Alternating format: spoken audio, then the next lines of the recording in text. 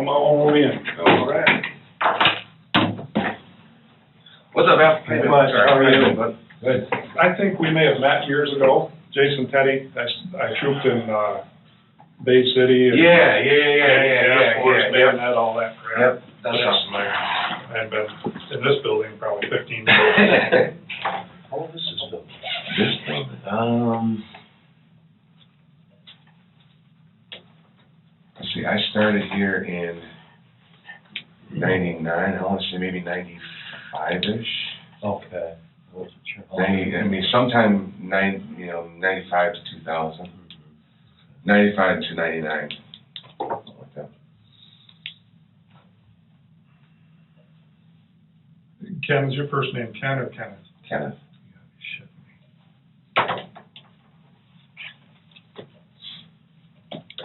Thank you. Comes in all the time. It's E-T-H. Okay. Middle? Middle name? Yeah. T-W-I-M-A-N. How do you spell your last? B-L-U-E-W. Okay, your date of birth.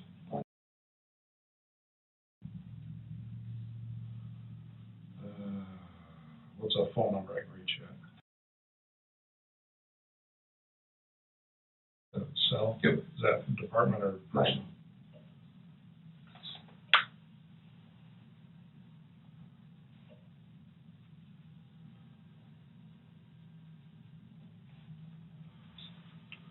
All right. I'm sure you know the deal here. Al and I were called down just to assist with this scene. We got to talk to everybody, you know what's happening. Absolutely. You're probably going to have some questions for us too, and I'll do my best to answer them. Been through this game a few times, so. Yeah, I'm sure you I have. was a detective for almost 5 years, so. Yeah. So it's nothing new to you, and I Sure. appreciate the fact that you know what the deal is, and you know we're just going through the motions here. In any case like this, especially because you were done at 6, right? Yes. Okay. I am going to read you Miranda just as a matter of protocol, and I'm sure you're aware of them, but you know I got to read them. Yep. You have the right to remain silent. Anything you say can and will be used against you in a court of law. You have the right to talk to a lawyer and have him present with you before or during any questioning. If you want a lawyer but cannot afford one will be appointed to represent you at public expense. If you waive your right to remain silent, later wish to stop answering questions, questions will stop. If you waive your right to have a lawyer present, later change your mind, the question will stop till you talk to a lawyer. Do you understand these rights? I do. Okay. Are you willing to give up these rights and talk to me? I am. Okay. And it's, again, just a formality, you know the deal. Basically, Okay. Is that gonna do it all the time? Man, you are one important dude. yeah, it's probably a good idea. I'm just playing now. Yeah. Just messing around. I'll shut mine up too, so we can all behave. Oops. This damn thing, I can't even make sense of half of it. It's terrible when you're that important, huh? I need to go back to one of those, simple phones. That's what I got. Nice and easy. Half the shit on here I don't want to use. Right.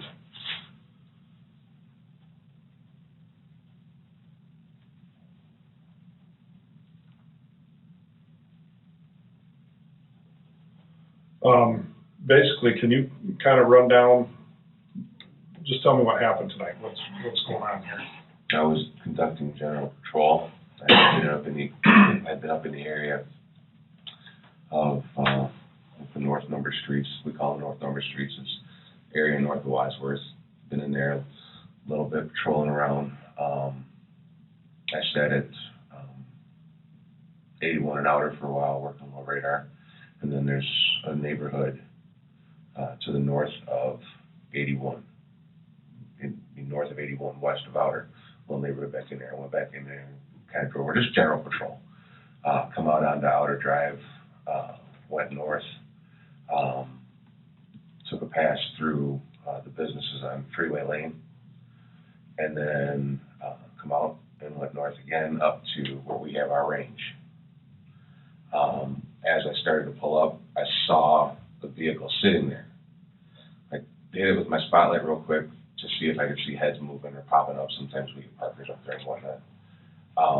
They didn't see anybody move, so I went up, I turned, and then I turned back or turned around. It goes, outer drive ends, you guys were up there. There's that little drive there that leads to our range, and then that drive over there that leads over to the wastewater treatment plant. So I go up, turn around so that I can get a better angle on the car. So I drive in behind the car, focus the spotlight, and about that time, Tim's pulling up.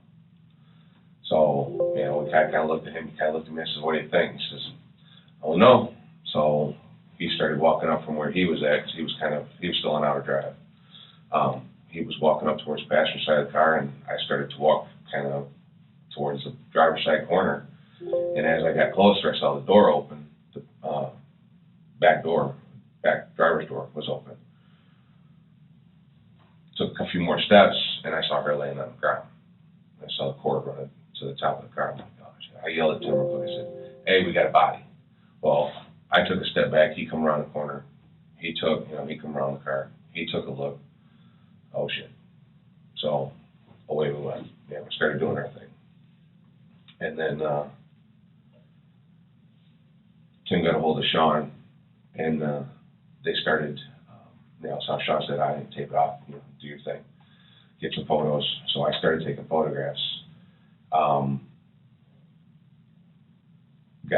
Went all the way around the car, and then, took a couple shots of the inside of the car, keys and ignition. It didn't look like it was in disarray too much. I mean, purse was laying there, so pulled the purse out to ID the driver, and as I did, when I set the purse on the hood, the first thing I see was a folded up piece of paper. Okay. So I unfolded the paper and I read it. It was an obvious suicide note, and it was signed Jenny. It was all typed out. There was no writing on it, no ink on it. It was just all typed. Set that aside, went through the purse, found the wallet, opened the wallet up, went through the wallet, found the ID, and at that point I went, "Oh shit, I know this girl." So I stepped away, I looked at Tim, I said, "I know this girl." I said, I know her.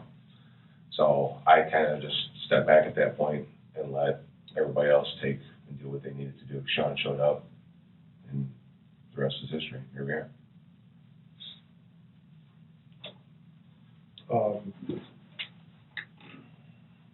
Tim called Sean? Yes. Okay. How long did it take him to get out there? Tim or Sean? Sean. God, I couldn't tell you. 45 minutes maybe.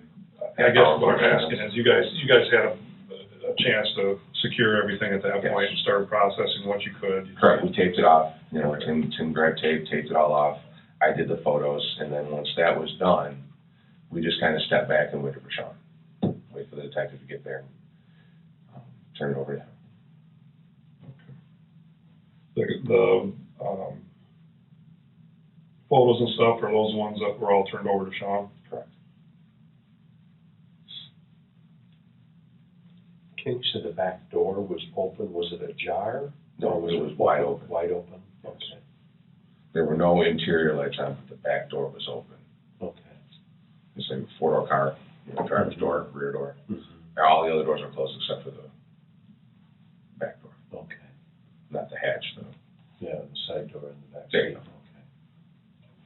When you were going out there, you said you were in the neighborhoods and stuff. Do you see any other cars in the area or anything?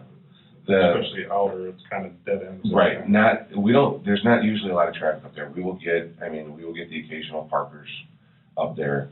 We will get the occasional dumpers, scrap dumpers and trash dumpers and stuff like that.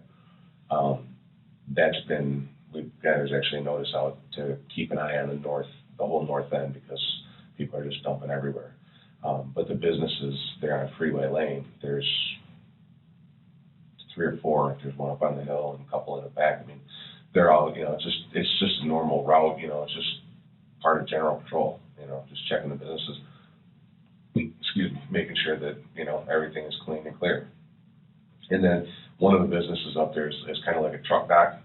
So there's traffic in and out. So seeing traffic on Outer Drive is not usually cause for concern on that side of town, because not only do you have those businesses, but just a step down, then you've got the Wolverine Human Services, the juvenile prison. So seeing traffic, but now once you get up north of there, there's nothing else up there but the wastewater treatment plant and then our secure range. So Okay. About what time was it that you were up there? when I found the car, when I was up patrolling, Yes.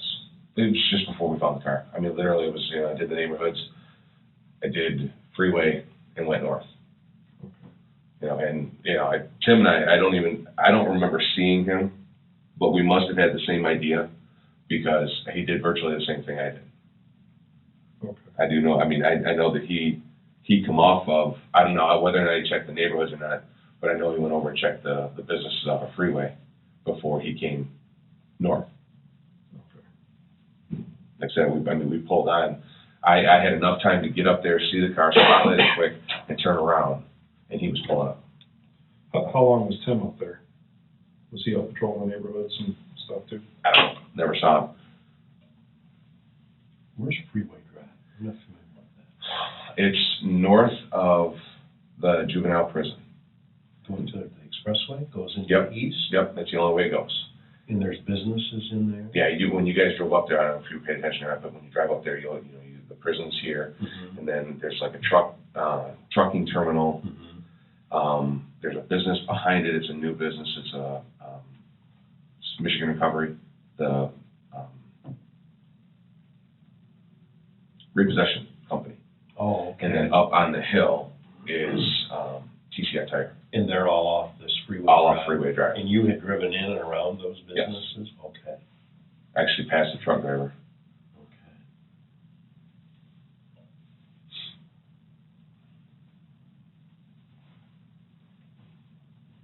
And then right from there up to the end of our, okay.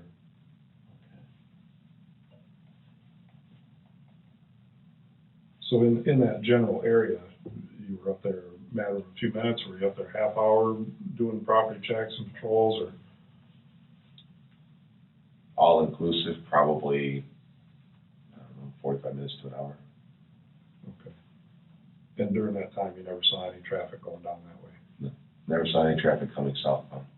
Okay. It said, when I pulled into the freeway there was a semi-truck parked, cab light on, guy walking around, so. You talked to him or just saw him? No, I drove by, drove around, saw him, I just kept driving. Yeah, I mean, they're up there all the time, so. Was there any calls going out in that area around that time? No. Okay, so pretty quiet. Yeah.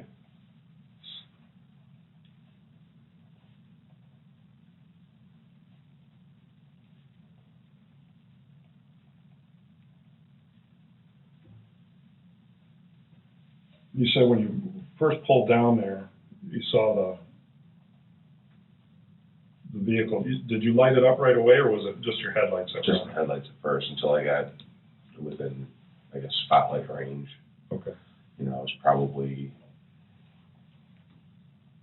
if I had to guess, maybe 6, 8 car lengths, 10 car lengths, something like that, when I turned the spotlight on. And that was before you turned around? Yeah. Where did you turn around at? Right at the I end? went down, I went to the left, over the tracks, and it opens up over there, because if you go to the right, that's how you get to wastewater treatment. So I spun around real quick, drove back over the tracks and pulled up. Okay, I've never been down in there to the left to know what's down there. And then you came up behind the vehicle? Yeah. Well, like I say, when I pulled up, the vehicle's parked here. I would come in, I spotlighted it this way, drove around, did my loop, and I came up and I stopped here because I saw Tim pulling in. So I stopped here, my spotlight on the car, he spotlighted the car, and we both get out and walk up.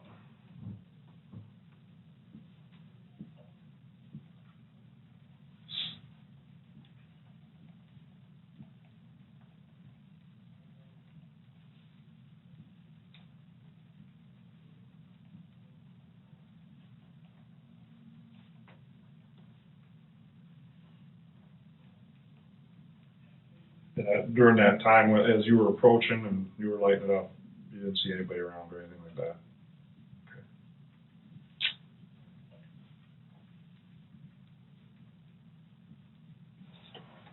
You said no interior lights were on in the car? Were the headlights on or anything? No. Was it running? No. Do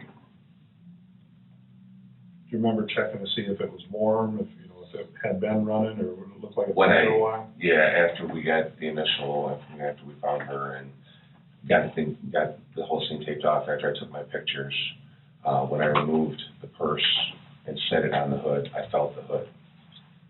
And, felt that it was fairly warm. I mean, it was warm. I wouldn't say it was screaming hot.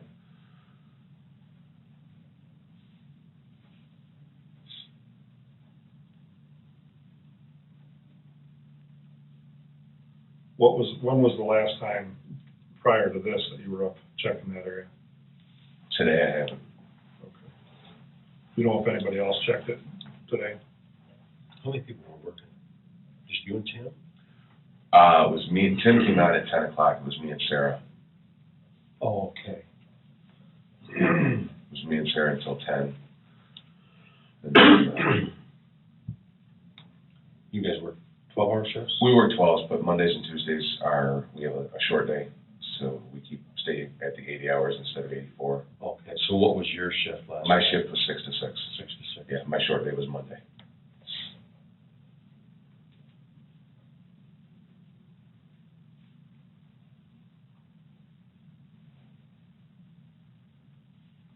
I don't think I know Sarah, what's her name? Sylvester. Also working 6 to 6. She was actually, I believe, working 12 to 12. Oh. She was working a modified shift because she was doing some code enforcement stuff. 12 p.m. to 12 Midnight? Mm. Oh, okay. Noon to midnight. All right. Sorry. And Tim came on at 10? Yes.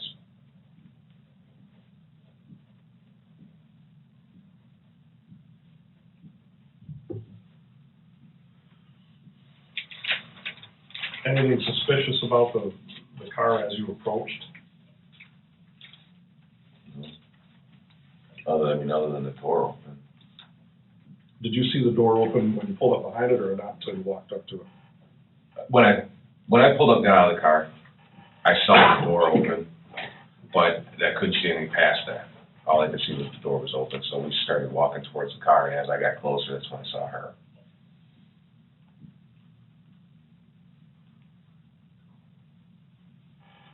So when you came up on the driver's side, Tim was going around the passenger side. He obviously couldn't see her then, right? Correct. Okay. Because he parked on Outer, Yes. approached from Outer. You approached from the left. What's the name of the road there? It's actually Hack Road. Hack Road, wastewater treatment road. Okay.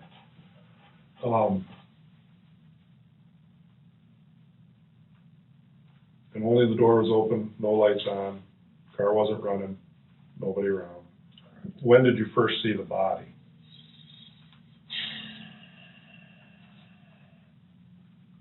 I don't think I quite made it to the bumper of the car yet.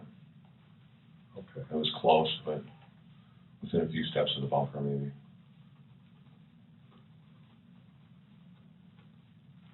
Okay. So you didn't see a body as you were getting out of your car walking up. It wasn't until you got right up on there until you knew what you had.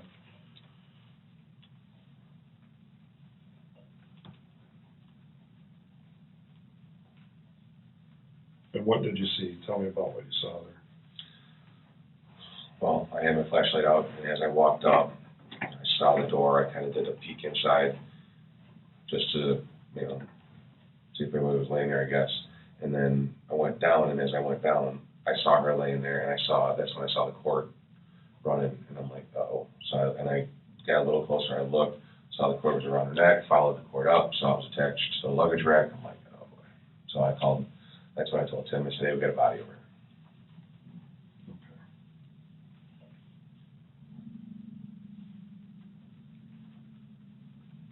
here. After you told Tim you got a body, then what did you guys do? He came around, did basically the same thing. Checked everything, checked it all out, and then we backed away. He got on the phone with Sean, and you know, Sean said, tape it off and start taking photos. So we just went into that mode and started doing what we had to do. Did you guys check for vitals?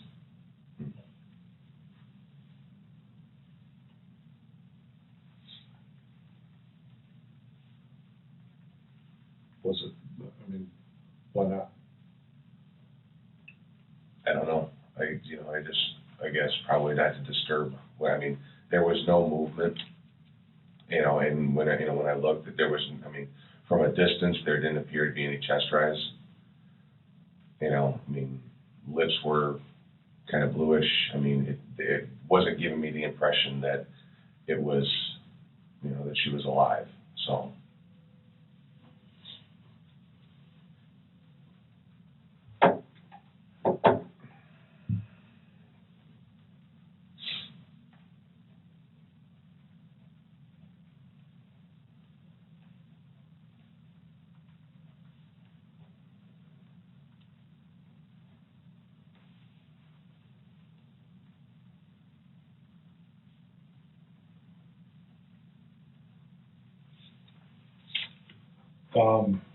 So when you started taping it off to protect the scene, was that just protecting the area around the body, or was that the whole vehicle? Because you. The vehicle and everything.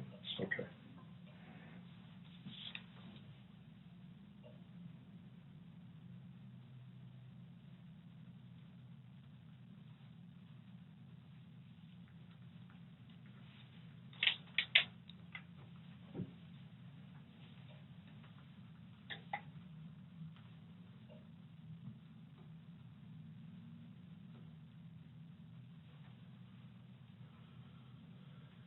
And Tim called Sean? Yes.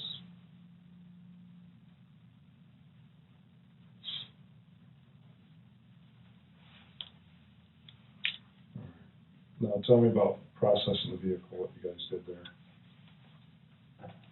Like I said, after I took the pictures, I removed the purse.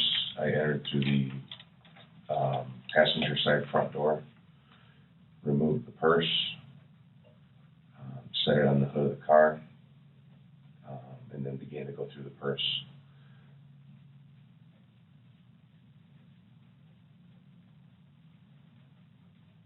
As far as anything else within the interior of the vehicle, none of that was, other than a cursory look around, none of it was touched.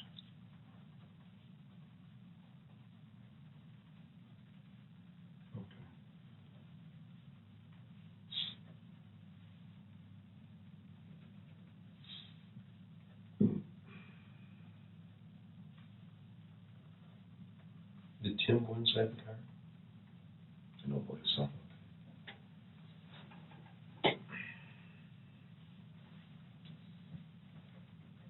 And what was the purpose of grabbing the purse and looking through the purse? To identify the driver, to identify the person with the vehicle. I think Tim had already run the plate and came back to a male subject, and obviously that wasn't a male subject, so.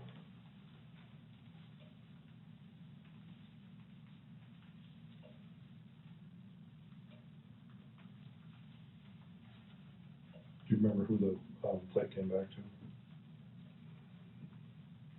I think it was Donald Webb.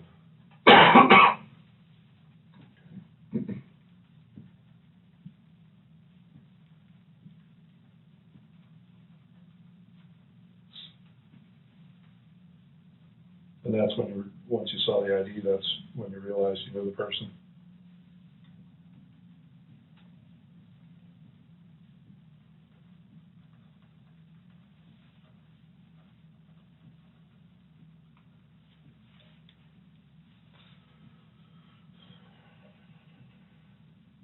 And Tim did not go in the vehicle, right? I don't believe he did, though. Was Sean there when you guys were doing the vehicle? No.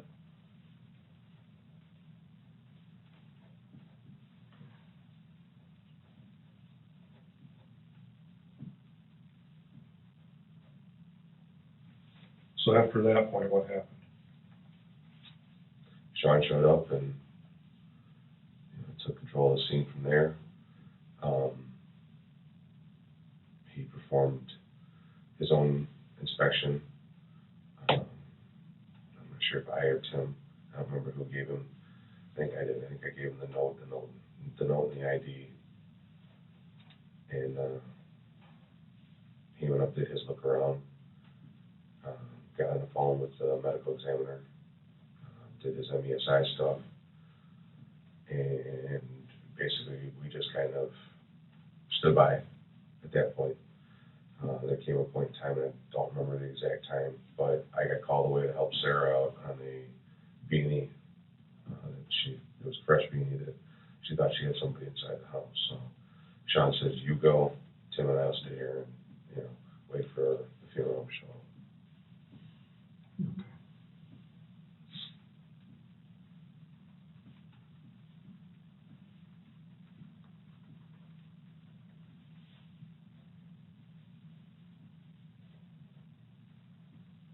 Did you go back then?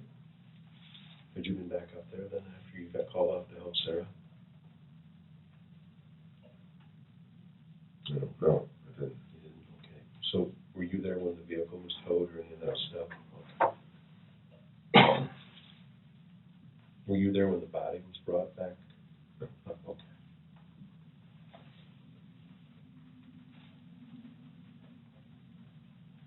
Now, from the assist to Sarah, I went over to Henry Door School for an alarm over there. Walked around that, checked that building out, and I had to pull my daily to see where I went after that. So you saw that note before you saw her ID? Yes, the note was laying folded up right on top of the purse. The purse was open. It was a big, the purse was probably that big. Okay. It was open like this, and the note was laying right on top. Okay. So in the purse, but on top of all the contents in the purse. All right.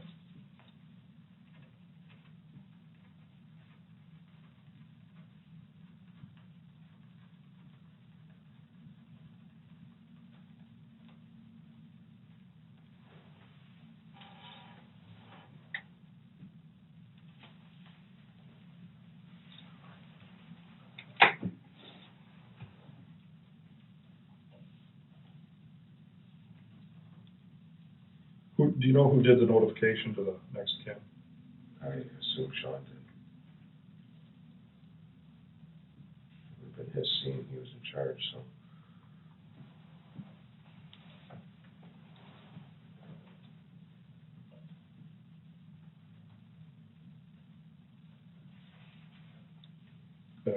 At that point, Sean knew that you knew her, right?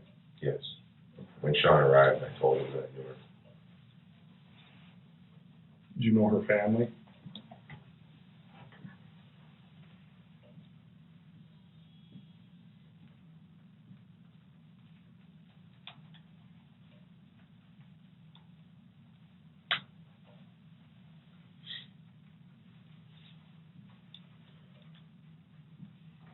Tell me about how you knew her. I met her,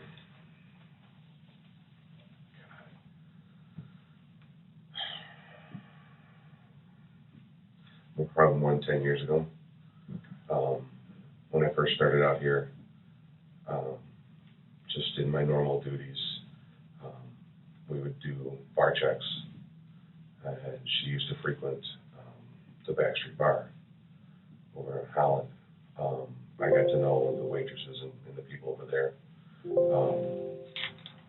She was in there, we got introduced, it was, we just talked, started up a casual friendship and been touch and go ever since.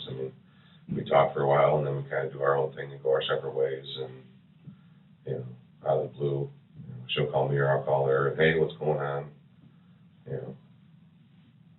Was she working there, or was she just No, a patron? just a patron. Okay. She knew most of the people that worked there.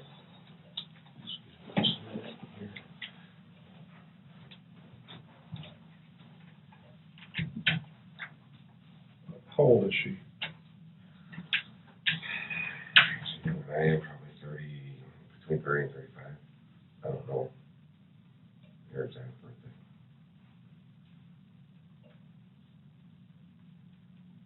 I don't remember from seeing her ID, so. Is she a local gal? The last I knew she lived in the city, but I know that she had gotten broken into a few times recently. She called and told me that, and it was my understanding that she had moved back in with her parents. Do you remember where in the city? No.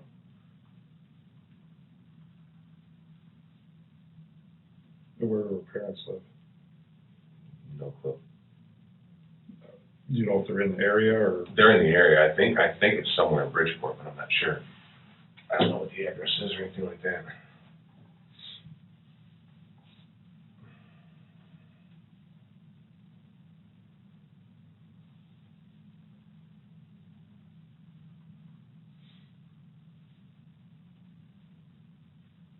When was it she was broken into? She's been broken into 3 times in the last.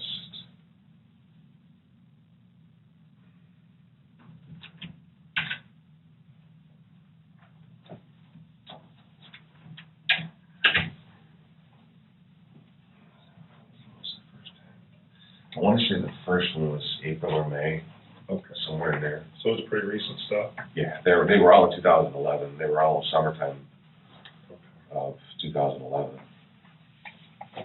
Is that why she moved in with her parents? That's what she did. That's what she told me. I mean, she told me she just couldn't stand to live there anymore. She was just, she just too afraid.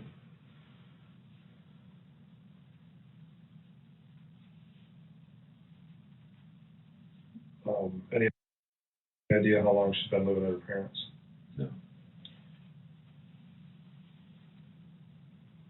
And she told you about these break-ins. Did she tell you right after they happened, or is this just? The first one, no. The first one was, I don't remember. It was a short time later, not much. The second one, I think I could talk to her the day after that. And, she was like freaking out. She was like, what am I going to do? She was crying. And, I mean, she was not in a good frame of mind. I mean, she was just, you could tell she was really scared. You know much about it? I mean, was it something where home invasion, she was home, or was it No. she was gone? No. I remember saying, thankfully I wasn't here when it happened. Okay. So she didn't get hurt or No. robbed or anything? Just No. the place was being eaten? Correct. How often did you talk to her? It varied. I mean, it could be, sometimes it was once or twice a day. Other times it was once or twice a week. Okay. And over the last 10 years? Oh, it was on and off. I mean, there was quite a while where we didn't talk at all. I just, she was doing her own thing and I was doing mine. And, like I said, it wasn't anything that we just, that we had to talk to each other every day or anything like that.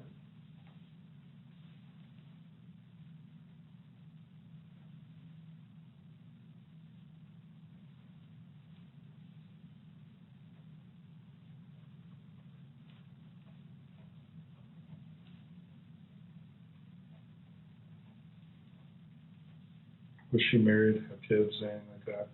She was not married, but she was pregnant.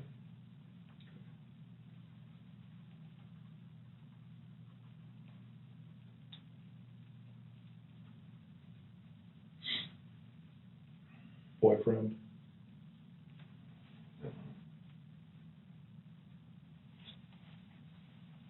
Not one she spoke of.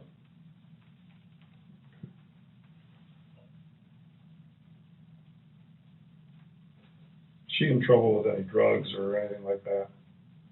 Not that I know of. Drank a lot, or drank frequently. I wouldn't call her alcoholic, but drank frequently, but I'm not aware of any drug use.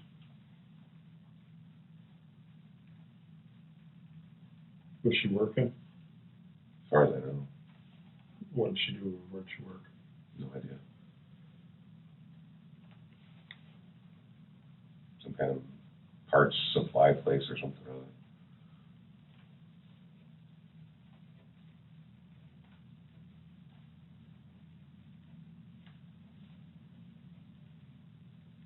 Like auto parts? I don't know, I don't have any idea what kind of parts they were. I just remember her saying something about having to ship out orders and stuff like that, so.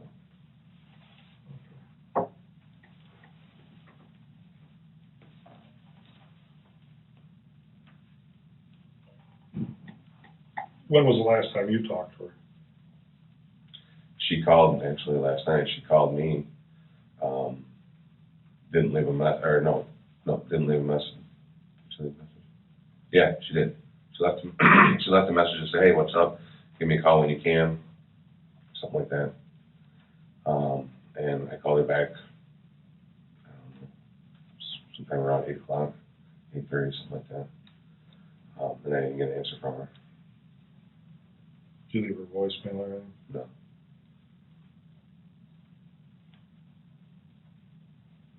Did she call you back? No.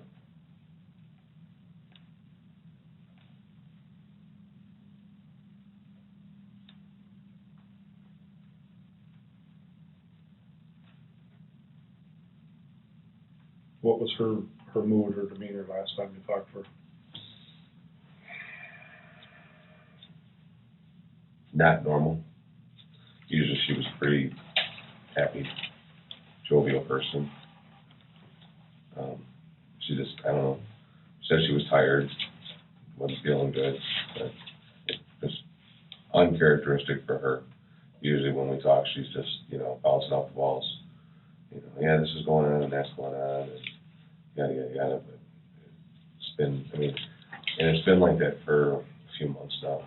When she talks, just something different about her. And, I guess I just chalked it up to, the stress of getting broken into and getting back with her parents or in her parents' house or whatever, and, being pregnant. My wife was pregnant, many years ago. She was moody too, so I guess I just kind of let it go with that. Jim, when was the last time you actually talked to her?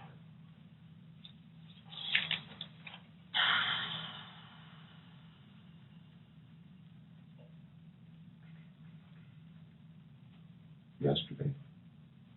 Would have been the day before yesterday now, but Today's now Wednesday. it would have been, During the day Tuesday? no, would have been, I think, Monday.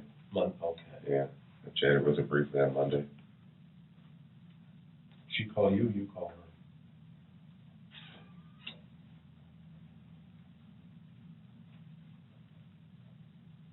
Don't remember. I think she called me, but I won't swear to that.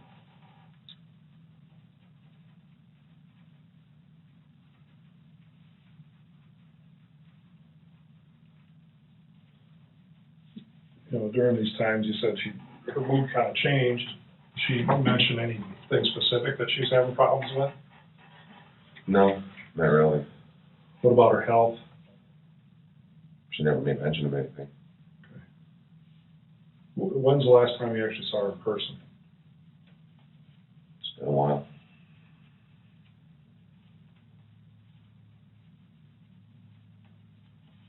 Three weeks or so, maybe. Okay. And what was the context there? She was on her way back from somewhere. She was out with some of her friends, I guess, or something or other, and called to see if I was working, and I said, yeah. And she said, hey, let's see it for a minute. So we met, talked for a few minutes, and she went home. Where was that at? Where did we meet at? Oh, good Lord.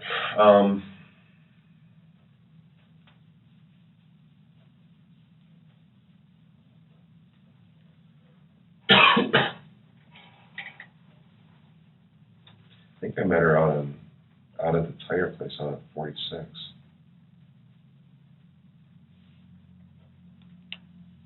There's a tire shop out there, and I met her out there, just in a parking lot.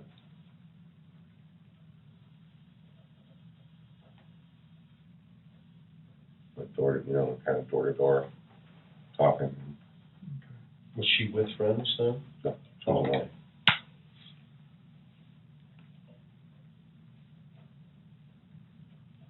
at that time, did you notice anything different about her? I mean, was it her appearance different?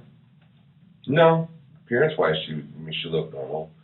She seemed tired.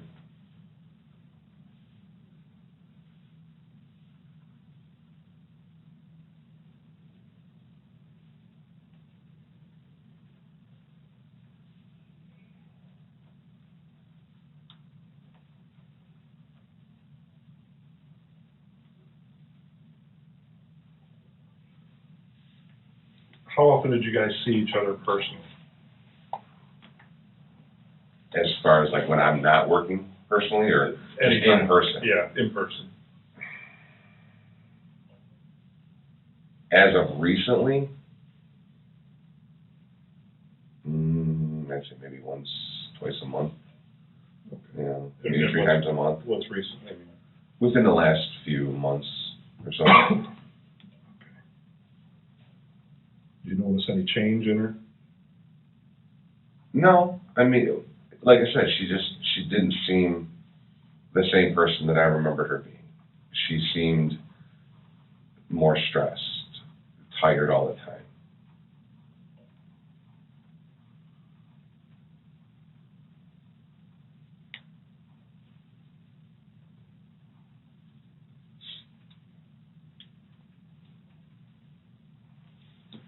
Was that,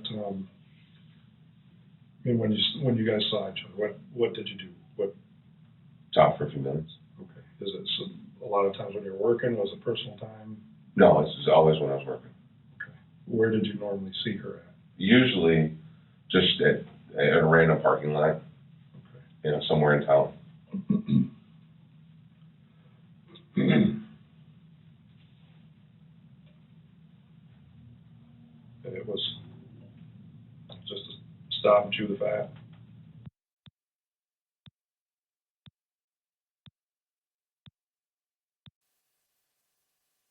Basically, yeah.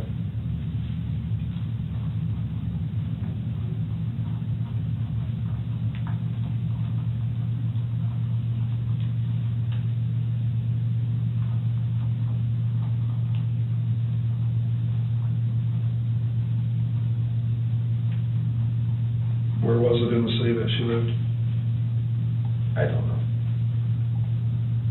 I mean, was it somewhere on the east side, west side? I don't think it was on the east side. Okay. And I guess what I'm getting at is, if she's calling you to see if she can meet to talk to you, was she coming from long distance, or did she have business over here where she'd stop by and talk to you? She had a lot of friends that, scattered all over the place from what I understood. I never met any of her friends. She never showed up with any of her friends or anything like that. So she lived fairly close, but I don't know. I don't know where she lived.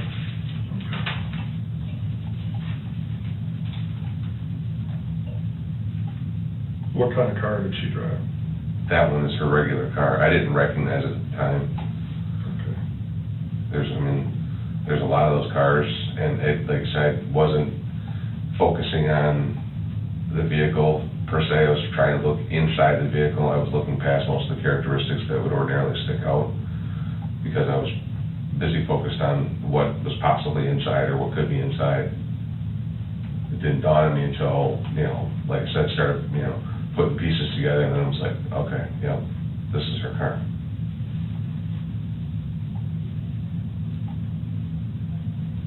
Well, anytime you're coming up to a car at night and at a dirt road, you're not really paying attention to the car. I'm not looking at...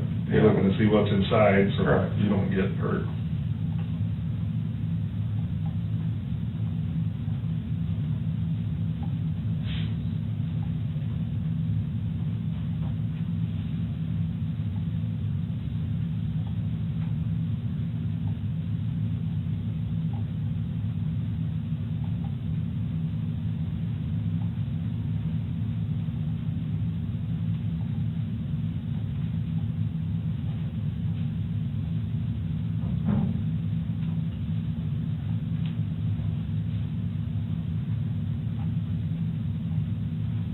See any, obviously you don't know anything about drugs or You said she never mentioned anything about her health. Did she ever make mention of being on any prescription meds, or was she seeing a therapist or anything like that? Just going to her, doctor's appointments for her pregnancy. But as far as like the psychologist or anything like that, not that I'm aware of. Okay.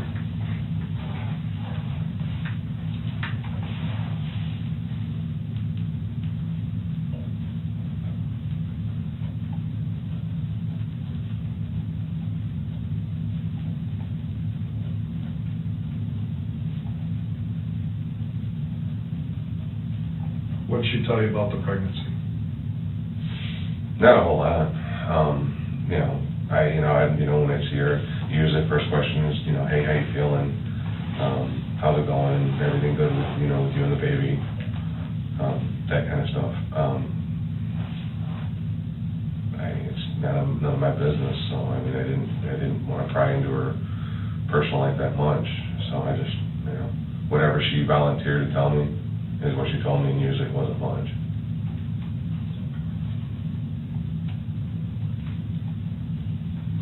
But everything seemed to be going okay with it? As far as her health was, yeah.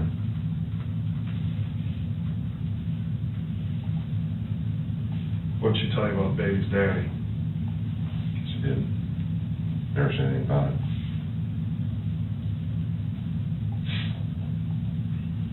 He said I wasn't aware that she was dating anybody, but, Is that something she would have told you? No, not really.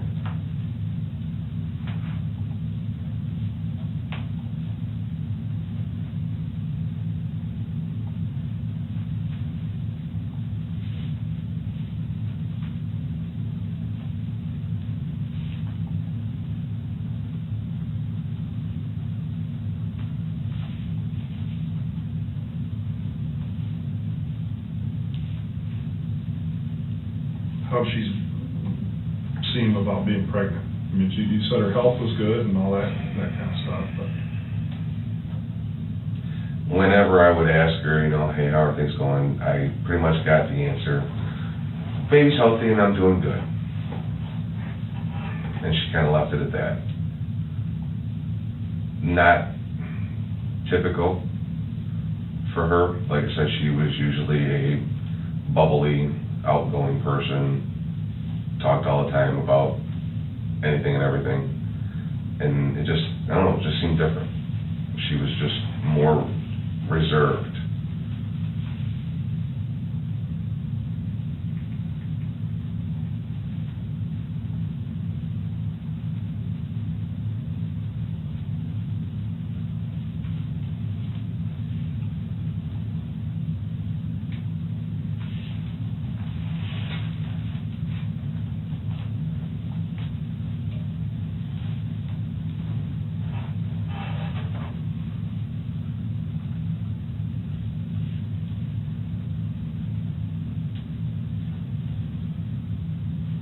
Like you mentioned, your wife was pregnant one time and she got moody. It's hard to tell sometimes if gals are having a hard time, they got all those freaking hormones going and all that crap. And if it's not somebody that you see a lot of times, you may not notice the change as much. Well, like, other than just an overall appearance of being down and tired. It's, just not her normal runabout self. Was she taking care of herself, though? As far as I know. Okay. I mean, you didn't see where she was neglecting herself or anything like that? It appeared to me. Okay. You mentioned earlier, Ken, that she drank quite a bit. Was she still doing that while she was pregnant? And not to my knowledge. Okay, you think she changed that a little bit? I would hope so, but I don't know.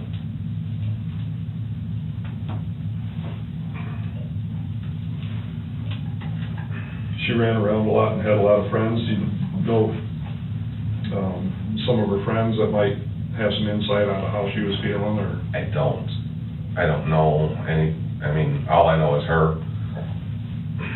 I don't know any of her, her associates or friends or anything like that. Whenever she would stop out to see me, she never brought anybody with her. So you've never met any friends of hers?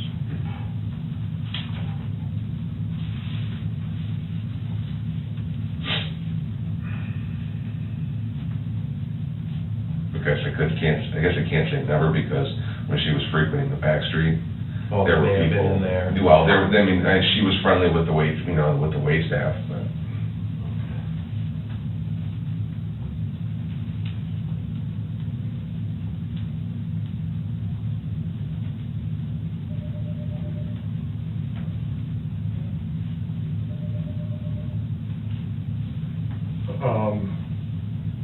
Said she moved in with her parents, I'm assuming they're both alive. Do you know if she had brothers or sisters? She ever mentioned being close to anybody like that? I think she had a sister. Older, younger? So,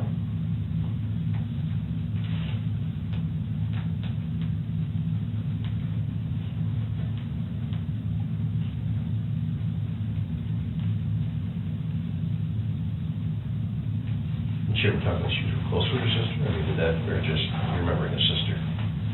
I think the way it sounded, she was pretty close to her sister.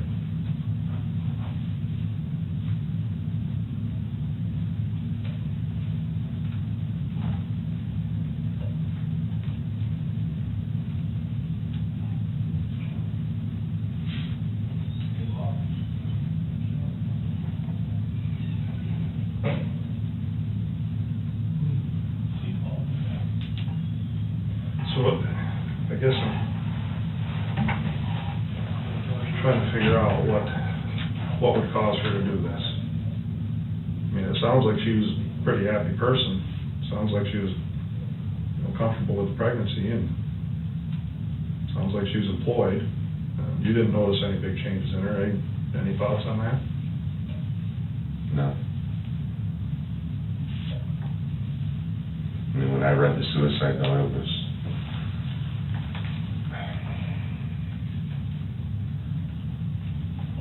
seemed to me that there was more there than she was letting on. At least, when she would talk to me, it just seemed like there was more that she was dealing with than what she told me.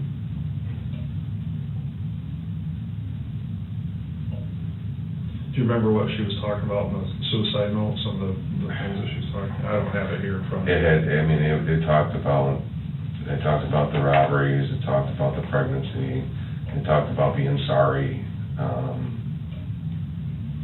I can't recite it for you, but it talked about being a failure, and something about lying to people.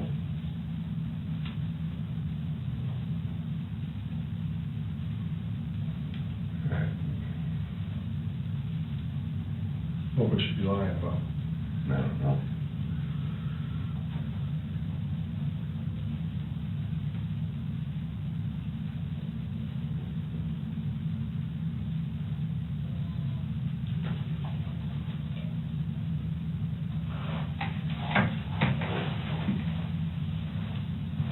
I remember it said something in the note about,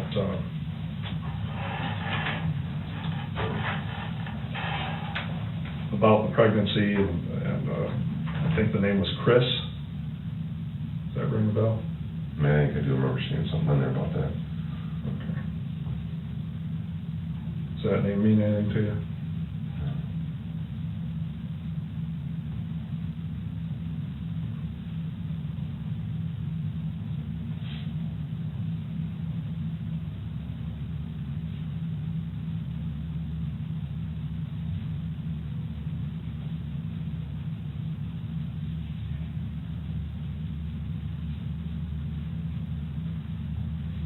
And, the obvious question is, did you have a relationship with her, or is this just something where you guys were just friends? A physical relationship, no.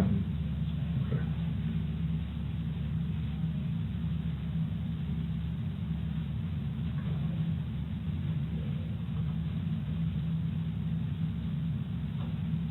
You mentioned your wife. Are you currently married now? Right.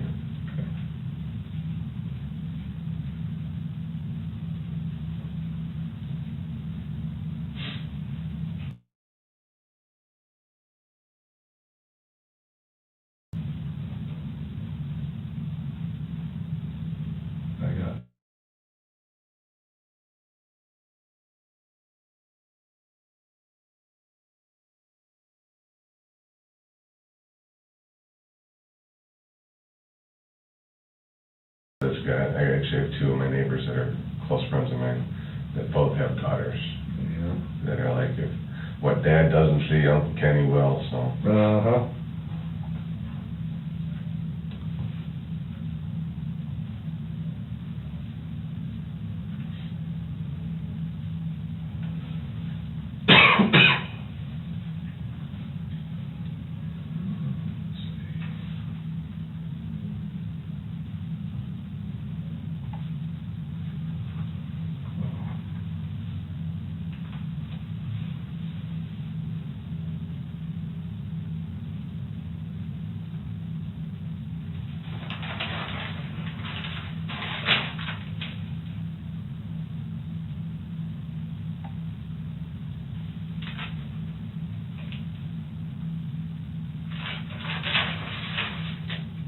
So that when you talk to her, well, the phone calls Monday, say 8, Monday night? No, it was during the afternoon. Okay, but you guys never talked to each other, it was just trading phone calls? What are you talking about? I guess I'm not clear, that's what I'm asking. The last time, well, Al asked when the last time I actually talked to her, where I spoke to her. Okay, I believe That it was was, Monday. I believe it was Monday, and it was Monday afternoon. Yesterday, she called, and left me a message, hey, what's up, I'm passing through, if you got time to stop, something, something along those Okay. lines. I called her back a few minutes later, hey, what's going on? She didn't answer, just to say, hey, what was going on, but she didn't answer the phone, so. okay, that's what I was confused on.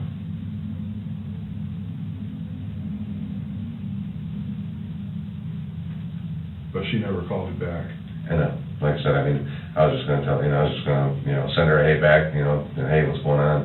But she didn't answer the phone, and I didn't bother to leave a message. I figured, caller ID nowadays, she would know that I called, and if she had time, she'd call me back, but I never heard from her.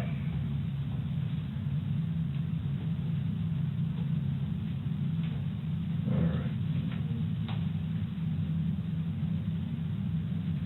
What did you guys talk about on Monday when you saw her or talked to her? Just chit chat. Hey, what's happening? Because I think Monday was my late day. I worked Monday night, but I didn't go until 10.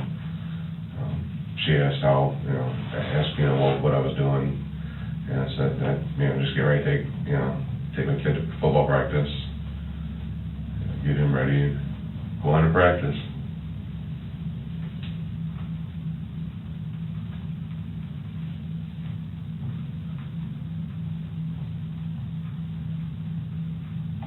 Did she tell you what she was doing that day, or make any mention about how she was feeling or anything like that? No, I think she said she was at work, but other than that, Unusual?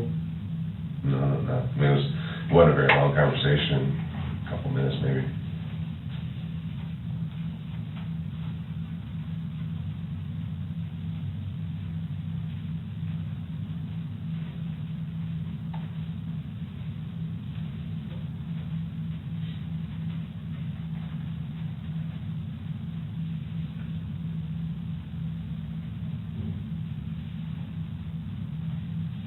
And she never talked about a boyfriend or anything?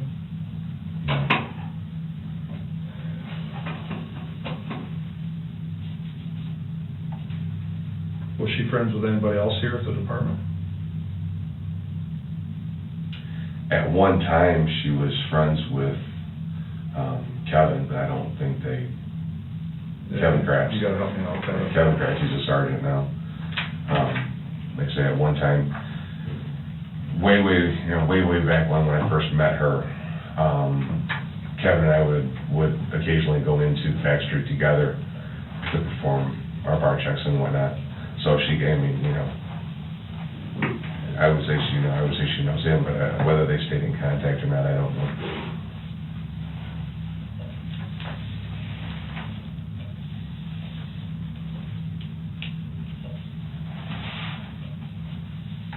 I was a little bit confused, Al. I wanted to clarify that for some reason I got the Monday, Tuesday mixed up. He actually talked to her last on Monday, but Tuesdays was just messages back and forth. They never really talked to each other in person. Yeah, on the phone. Oh, okay. So I was just a little confused on that.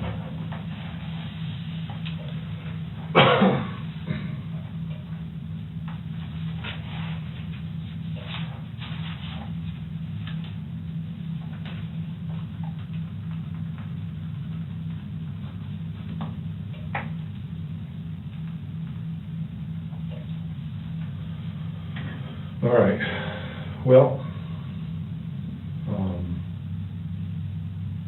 just going back over things, anything that I left out we should cover? Not really. Now, did you do a report yet, or Yeah. do you need to do a report yet, or? My report's done. Okay.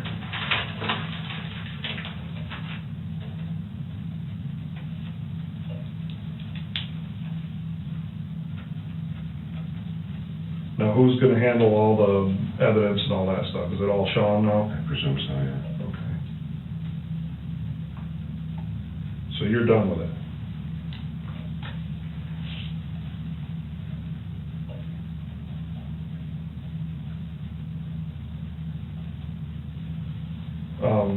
You know, one of my concerns is obviously, we gotta talk to you and Tim, because it was brought up that you knew this gal. Right. Yeah, and I've got some, I guess, some questions. You know, when you come up and you see the vehicle and stuff, and there's a lot of vehicles like that, I guess, you know, I understand that. Sounds like you knew her pretty well, I mean, well enough to recognize her. Okay. And it just, you hear the plate, you get the note out, you see the name on it, and then you see her ID. What were you thinking? I mean, what was going through your head? Well, as I'm starting to hear all of this stuff, I'm going, the first thing that went through my head is, can't be. And as I'm doing that, I'm going through her bill folder or whatever it was. There's her ID, and I'm like, oh, shit, it is. So, I mean, How did you not recognize her when you first walked up? I guess that's what I'm asking, yeah. Well, given the position that she was in, and it was, I mean, that's the hard part, is she was laying on her back, but the way her head was twisted, I mean, it just, and when I saw the body, I went, okay, body, I go into work mode. Anybody else around? Is there anybody else in the car? Start looking around. No? Okay, everything's good. Got a body, Tim. You know, he came over and took a look. Until I started going around doing all this other stuff, the pieces started falling in line. I said, you know, she's, you know, got a bunch of stickers on the back of her car. I didn't see those at the time I first pulled up on the car. The contacts you had with her, is that the vehicle she normally drove? Usually. Does she have any other vehicle? I don't know. Are you aware of any other vehicles? When I've seen her, it's always been in that one. It's always been in that vehicle when you've seen it, okay. You say stickers on the car, what? Like on the back, just. Oh, like bumper stickers and Yeah. stuff displayed on it? Okay. But like I said, I was, you know, it's like I told him, I said, when I pulled up on the car, I was looking inside for bodies. I wasn't looking at the outside of the car for decorations.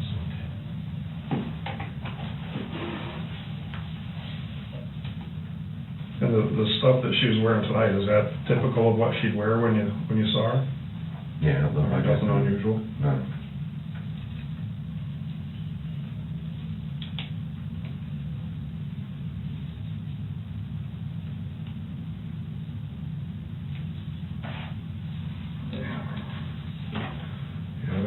That just doesn't sit right with me either. And I don't mean to sound like an ass, I'm just thinking, how would you not recognize her?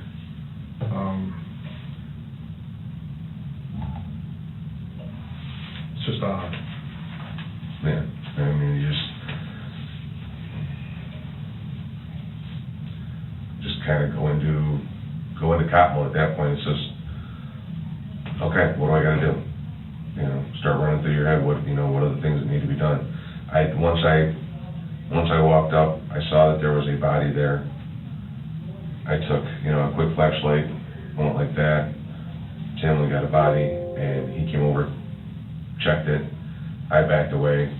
We started doing our thing. He got on the phone with Sean right away and started doing our thing. I mean, once we started going around the car and, pieces started to fall into, place, it was like, I'm thinking to myself, it can't be.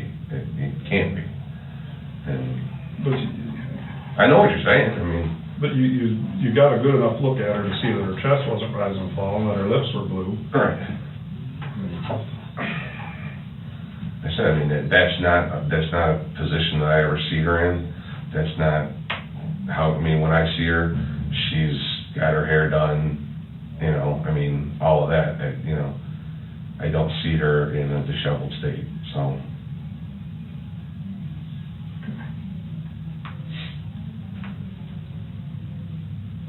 What's going on with your eye there? I'm not gonna get pink eye, am I? No. I was wrestling, I got a pup at home that's about, I don't know, 3 or 4 years old. I was wrestling around with her, and she got me with one of her claws.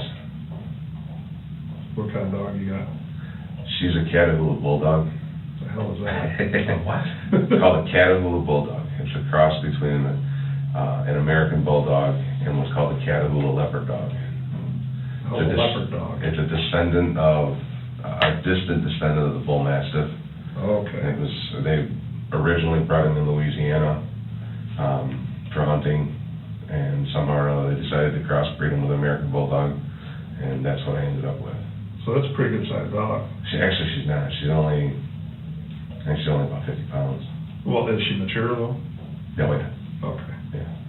But she's got lots of energy, and,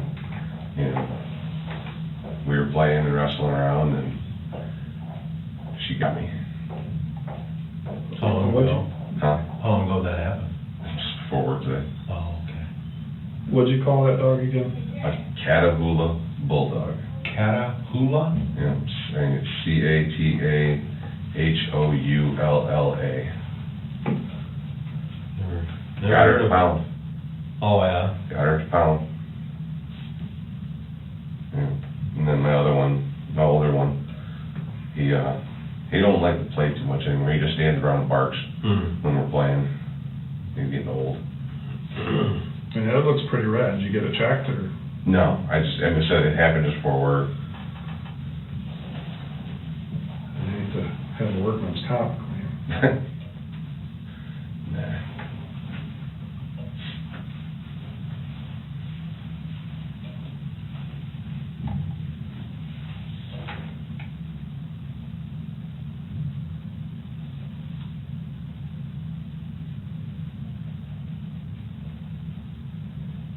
And you said just before work, you worked 6 P to 6 A today?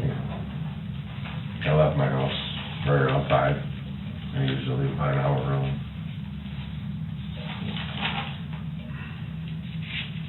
What did your wife say? She was still at work. She doesn't even know.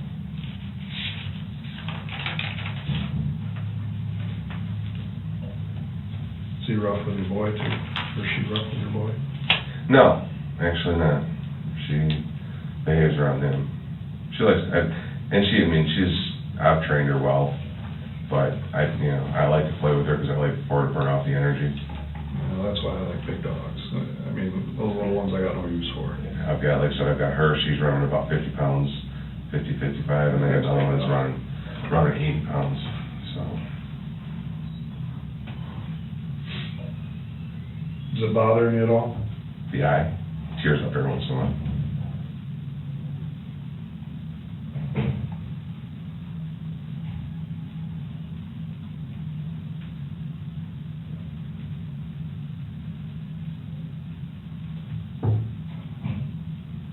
What, is your wife probably left for work? What time is it? 8. Yeah. Okay. I didn't want to have her worried. She knows, I told her I was here. Okay.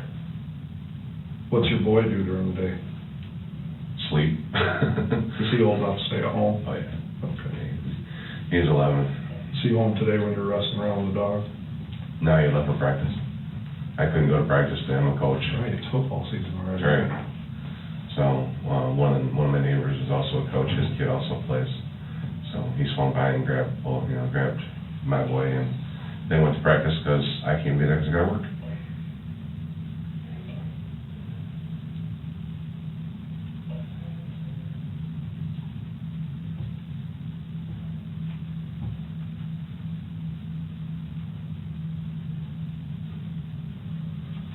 When you light up a car, you use both your spotlights, or you just use one? And what do you guys have? Do you have alley lights and you got, white ones on top, or what do you got? Yeah, there's white alley lights, and then there's white takedown lights, and then the red and blues. Okay, so do you have the takedown lights on too? Just a spot? No other overhead? Just the headlights and the spot. Okay. What about Tim? Yeah, it was just headlights and spotlight too.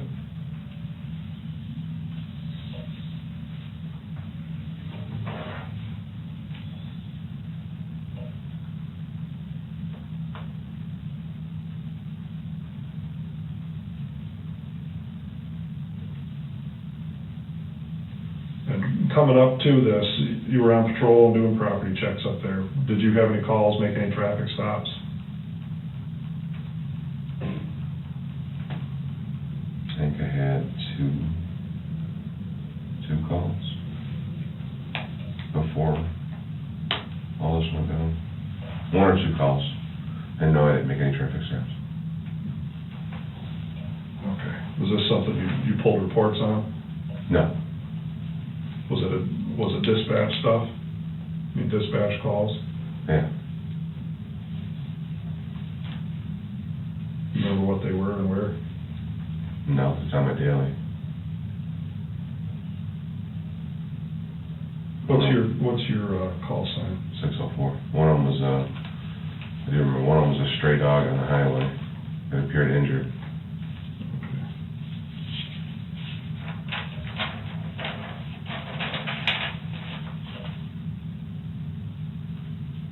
I saw a fox on Outer Drive tonight. There's people running around. Sean, I mean, occasionally up there on the other end, there's seen coyotes in there too. But that kind of straight in the Crow Island state game area, isn't it? That's Lots of deer up there. Are there? Oh, yeah.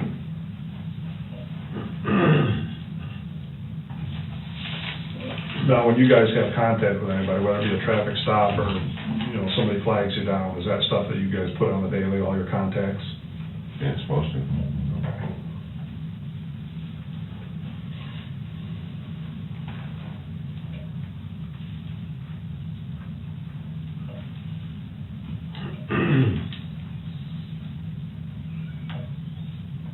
And how do you guys, and I'm asking because things have changed since I worked down here. Is it all MDT stuff now, or do you get stuff by radio? Okay, you get both? If you get a radio call, it'll come across the radio and it'll pop up on your screen.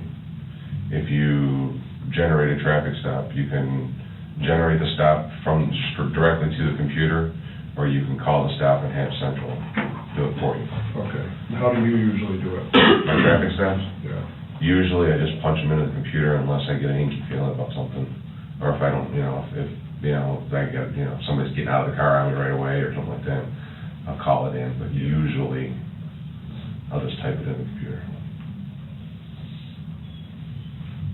And is that to run somebody, or you just do your stop on that? That's how you initiate it by, you put in the location and the plate, and it generates a call for you. Okay. And then you obviously have to switch to a different screen to actually run the plate. Well, I should say to view the information, because once you run the plate, when you put in the stop location in the plate, it automatically runs through Lean that plate and gives you the registered owner. Right. Got it. But it also generates the call. Okay. So that everybody else on the county or on the screen and Central can see that you're on the stop. Okay. And does that also, I know we're going to be going to this finally, does that also do your daily for you? No. Your daily is a ham jam? Handwritten, yep. Okay. Be nice to go to a computer daily. Yeah, it sounds good, but we've got a few troops that are doing it, and it's like anything, you gotta work out the bugs.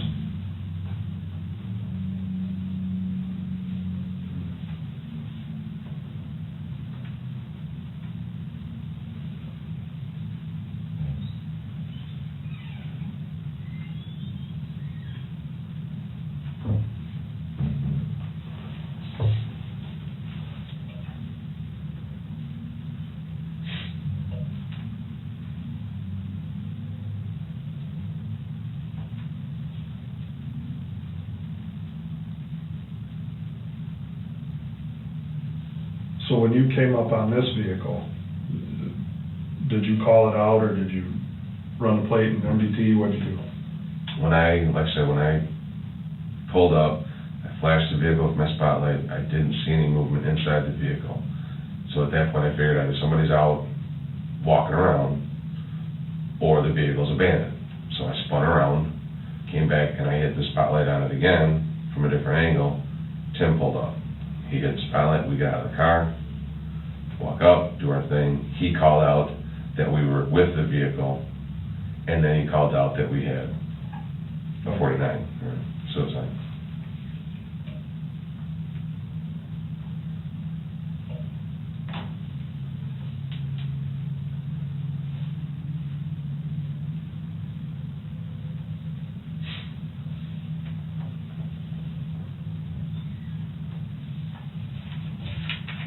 So you had one or two dispatch calls around that time, just prior to. Prior to, yeah.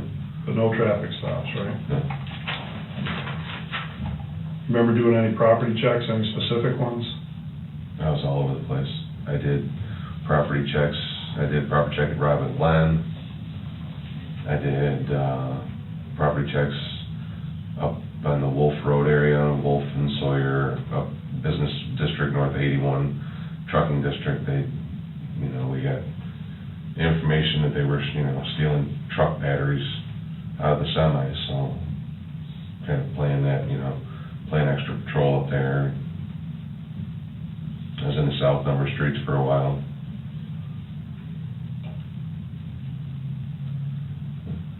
I get into an area and I drive around for a little bit, and if I don't see anything that draws my attention, I log this property check and move on to the next area.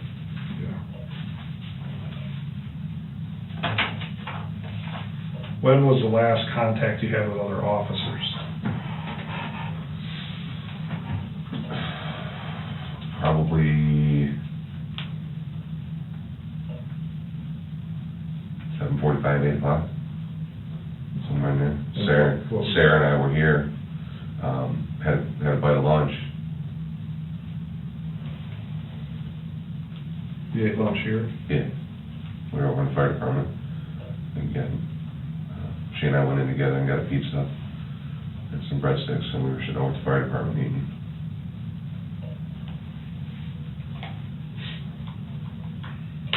Is that when you had the voicemails going back, or the calls going back and forth between you and Jenny?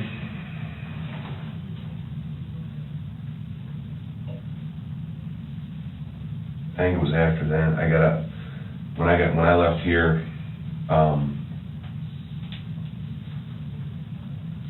that's when I had the voicemail from her, right around there. And where were you going when you left here? Driving.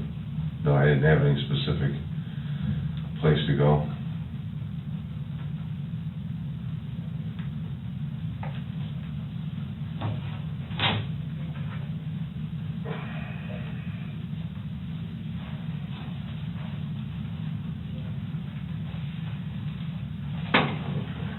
So you hadn't talked to any other officers after that, and you only had the two dispatch calls, right? I believe so, yeah. But no traffic stops. Okay. So fill me in on those 3 hours. Just, I said, I spent my time driving around. I was in and out of neighborhoods, checking businesses. I had those, I think it was 2, I don't remember what the second one was, 1 or 2 radio calls. Came back here for 30 minutes, 20 minutes, something like that.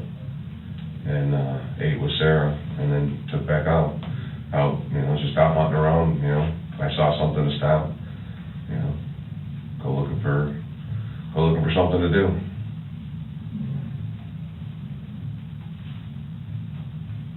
Saginaw still do radio checks? Yep. How often they do those? I couldn't tell you. Sometimes it seems like they're doing 4 an hour, and sometimes they're not doing them for 4 hours, so. Okay. Were they radio checking you tonight? Yeah.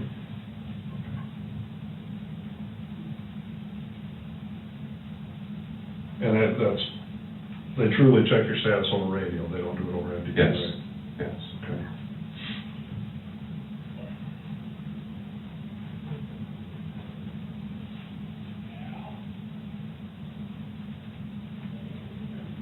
How often were they checking tonight? Seem more sporadic.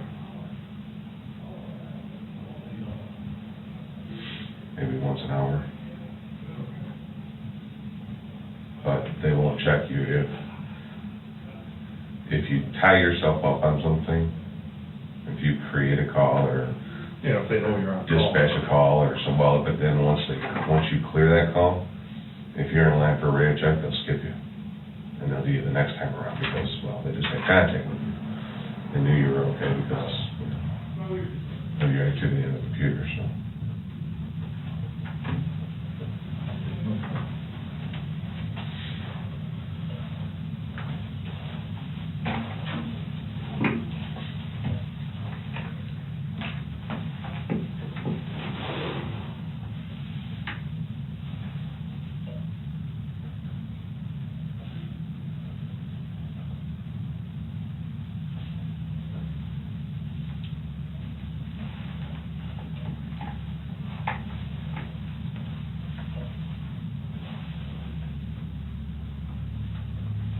Oh, before I forget, that note that you found, Mhm. was that protected for prints?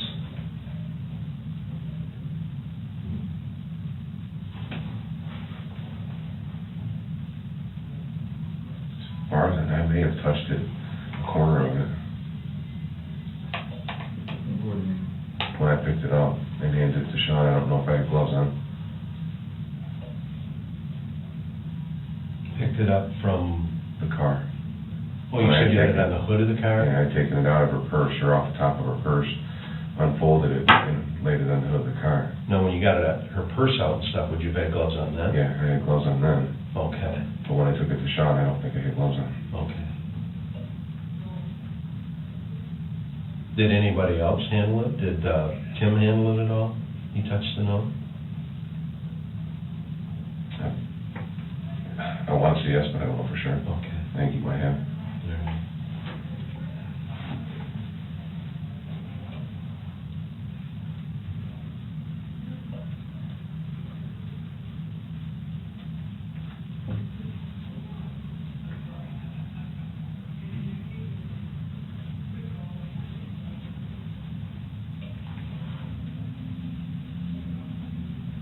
Anybody else touch it that you know of? I have no idea. Did you guys bag it? I don't know what Sean did with it. Okay.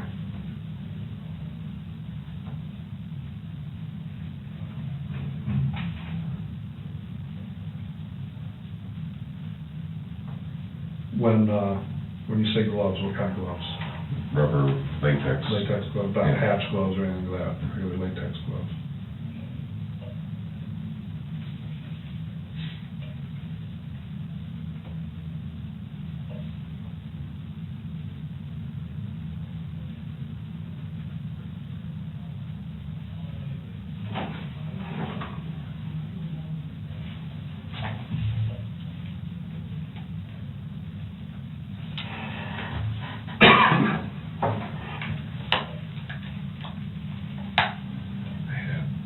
Coffees and root beer.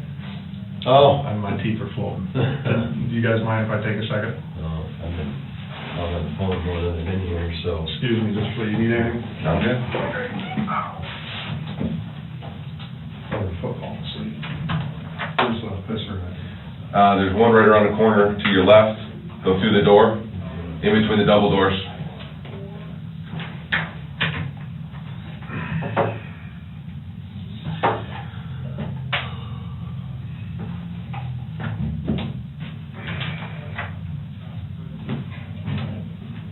Morning.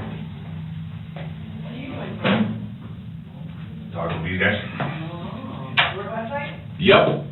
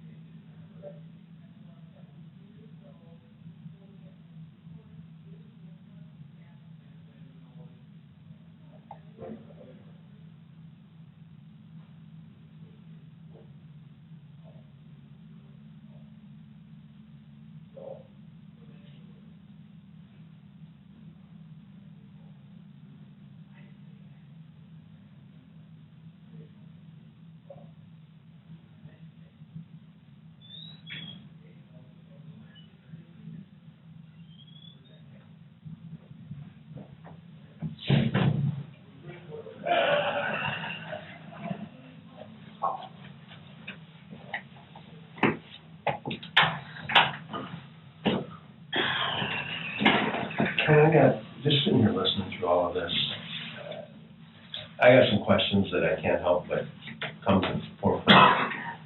Jennifer Fagan, who was the father of that child? I have no idea. Is there a chance that you're the father of that child, Ken? None. None. Never slept with her. You've never had a sexual relationship with her? No. Is there any reason that she would have told people that you were the father of that child? Not that I know. She has. Come again. She has told people that you're the father of that child. Her family was well aware of who the father of that child was.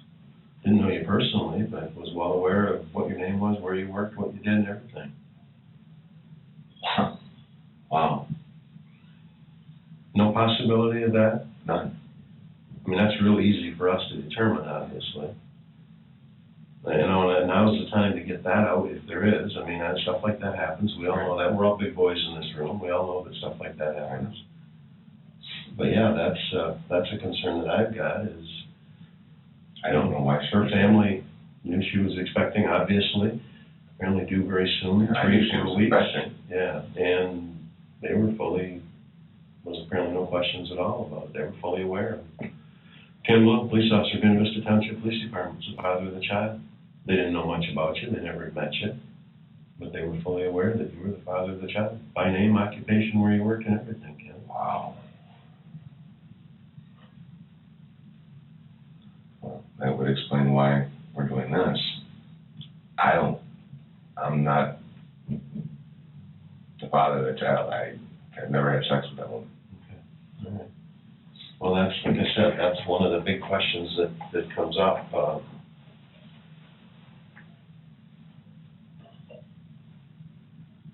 Ken, if you are in this room between the three of us, we need to know that.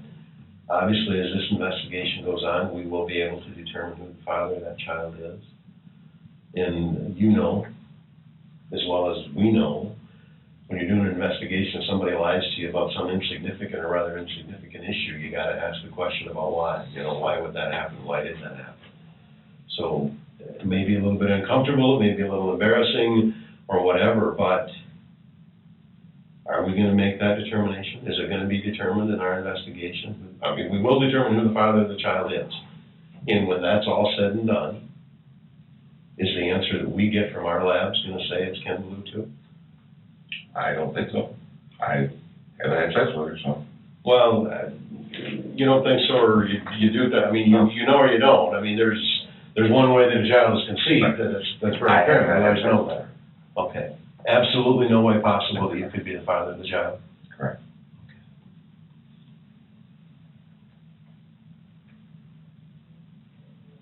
Ken, it's also our information that this morning there was quite a period of time that nobody could get a hold of you, or last night rather. Mm-hmm. They couldn't get you on the radio, different ways, through the MDT and through different ways, they couldn't get a hold of you, couldn't get any response. In about 5 minutes, correct. Yeah, we talked like, I thought it was a little bit longer than that, but we don't have the records on that yet, but there was apparently some period of time nobody could get a hold of you. Any idea why that would have been? I had my radio on the other channel. Which channel would you have? Our admin channel. I had talked to Sarah before that. Change from your main dispatch, you change it over to admin? Correct. Now, when they do the alert tone thing, does that come over? Not unless it's on scan, and it wasn't. Oh, that's the only way it comes across. Correct. On the If admin. it's on scan, it'll scan. I'm not the county. familiar with the radios that you guys have with Central Dispatch even now, because I don't have one, so. Everything. What's in your arm? Your forearm there. Probably from where I was wrestling with the dog. Can you take a look at that?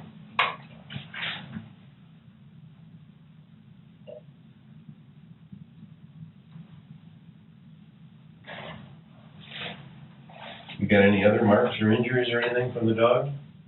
Just that in the eye.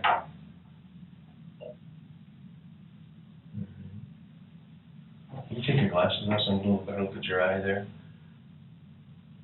It's right on the inside corner. Right there, she caught me with her toenail. Oh, okay, all right.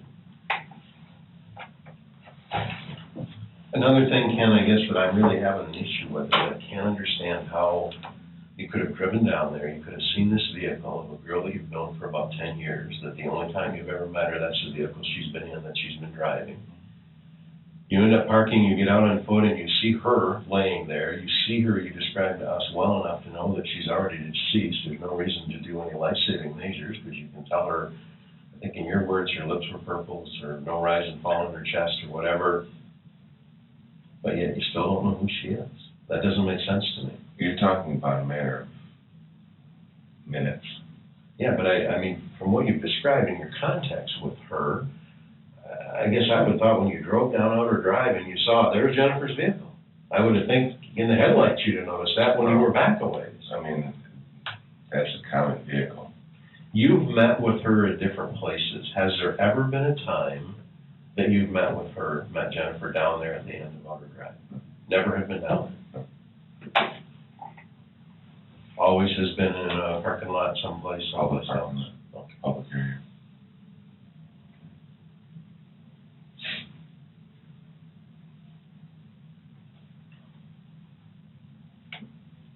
She was from the city, Ken. It was better in a public spot. Why would she go down there? How would she even know that existed down there? Why would she have told her family tonight that she was going to meet Ken? I have no idea. She Like I said, specifically, they knew. She called me. They were expecting her home before anybody contacted them because she was late. But early in the evening, they knew where she went. I don't know. I mean, she called me. I haven't spoken to her at all today. She called you and left you a voicemail. Correct. I returned her call and did not leave her a voicemail. And she didn't answer. No. So her phone will show your call back to her as a missed call. Sure. It doesn't. It shows an answered call. Don't show as a missed call. You know how phone you go through the phones and there's received and there's sent and there's missed, and your call to her was a received call.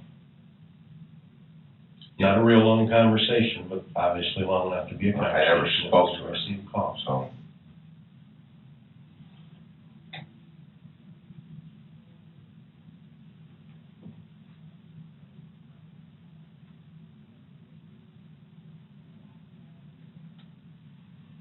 How many times did she call you this evening?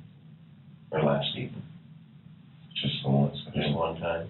And you? There were, I mean, when Sean was playing with her phone, after we found her, he sent, evidently, I think there was one or two calls. That was after you guys were out there? Correct. Okay.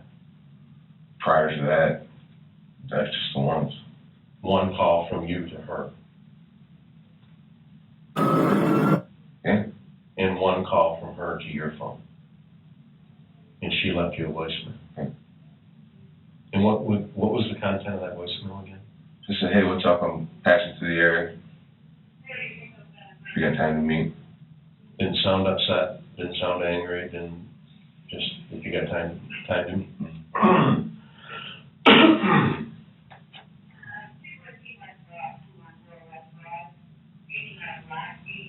Ken, did you call her back and make a plan to meet? No. Why would she have told family that she was going to meet you this evening? I don't know. And then the two of you end up down there? I can't answer that now. I don't know. It's just weird. I agree with you. But I guess now, I guess her letter makes a little more sense, but. Her what? Her letter. What do you mean? About the married man part. Oh, and the note? She was talking about me. Okay. I have no idea why she would say something I don't like think she named you in the letter. that. I don't recall seeing my name in the letter, but.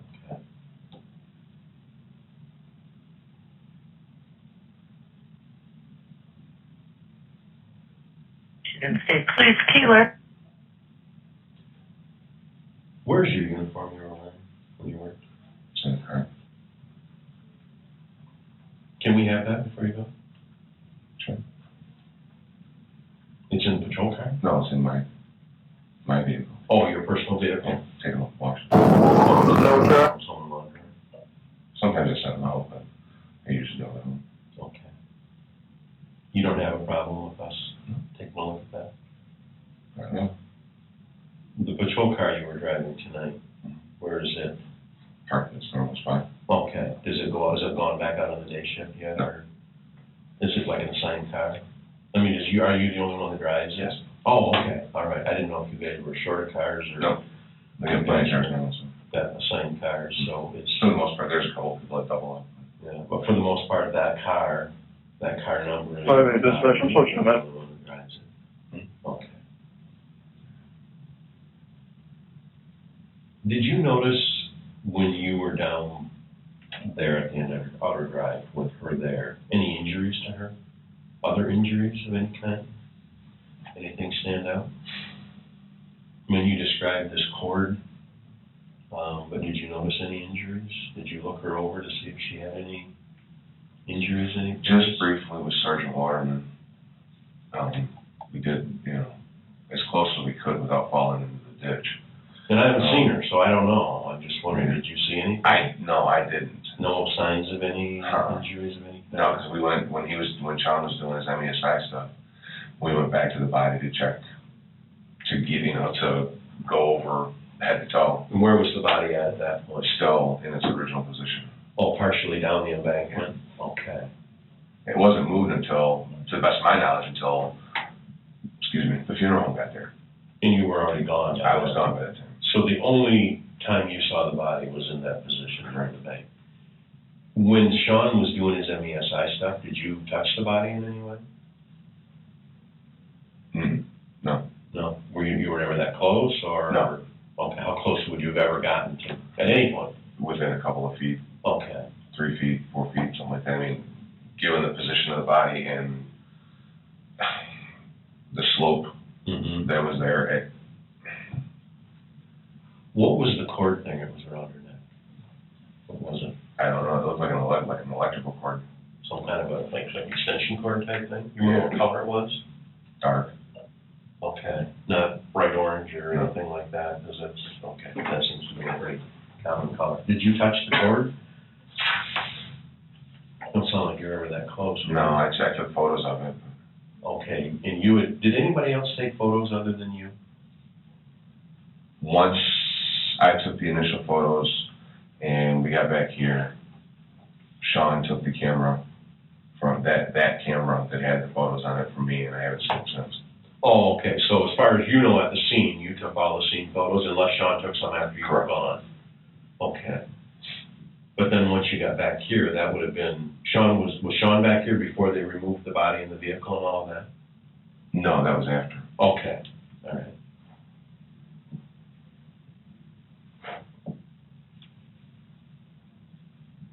Had she ever been in your patrol car? No. You ever been in her car? Maybe once or twice. Okay, and what was that about? Just sitting in the passenger seat talking.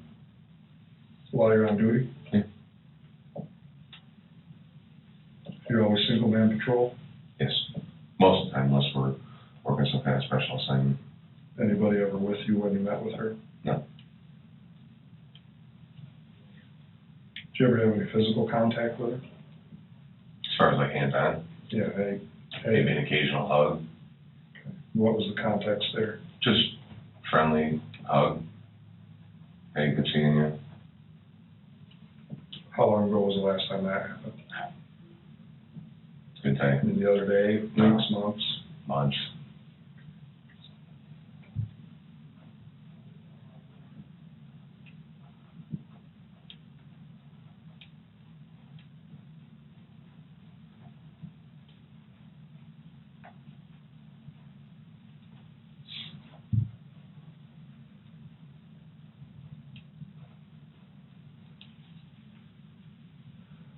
We have to cover all bases here, Ken, and, and some of it, we'll go back and we gotta look at some things. We just wanna make sure that we don't get any surprises.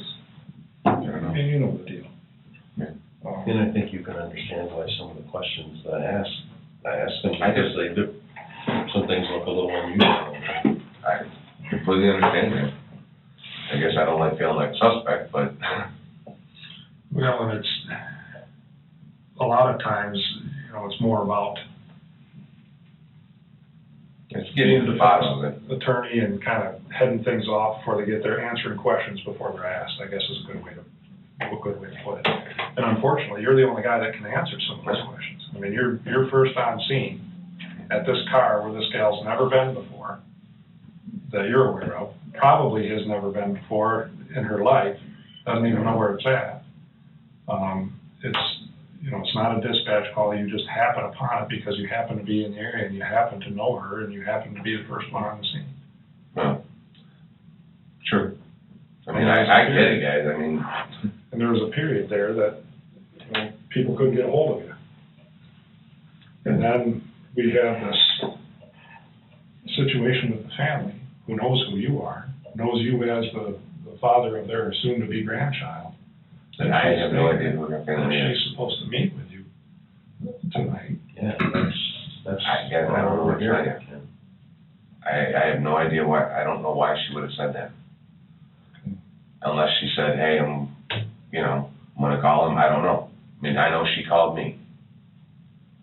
Yeah, they did straight up with it. They knew she was going to you, And then and they knew you by name and occupation and where you worked to be the father of, as Jason said, the father of their grandchild that's soon to be going. I have no idea why she would say that. I mean, that's unsettling. They also knew that she had plans to be in contact right away with a friend of the court related to her child. They were aware of that.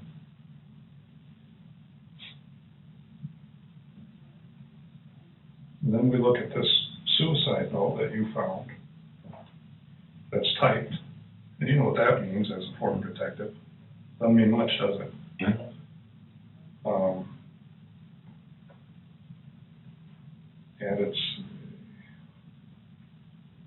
And it doesn't fit right, especially with how many females you ever know that hang themselves.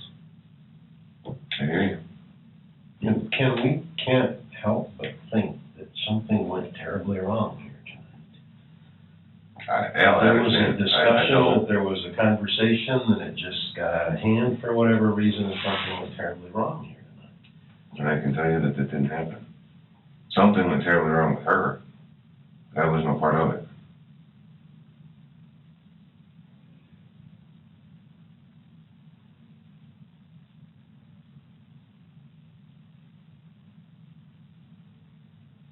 And Ken, we're gonna have to go through the whole thing.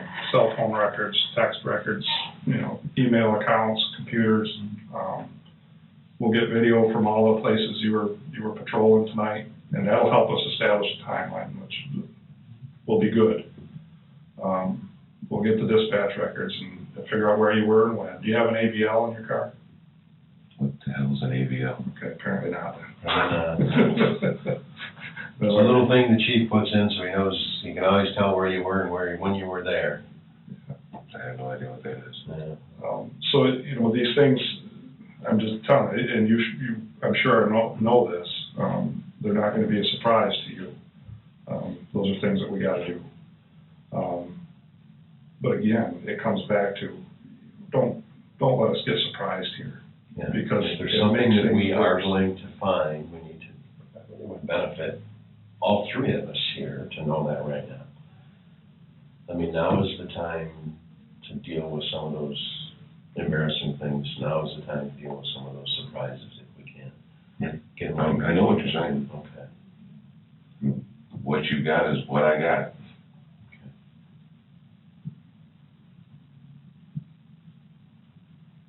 Did she ever talk to you about being abused by anybody? Did she ever talk about being in a car accident or anything like that? 'Cause she's got some other injuries, Ken. That's right. And again, maybe it's just coincidence, but you've got some injuries too, that you have no witnesses for. You're right. I don't know what to tell you guys. I mean,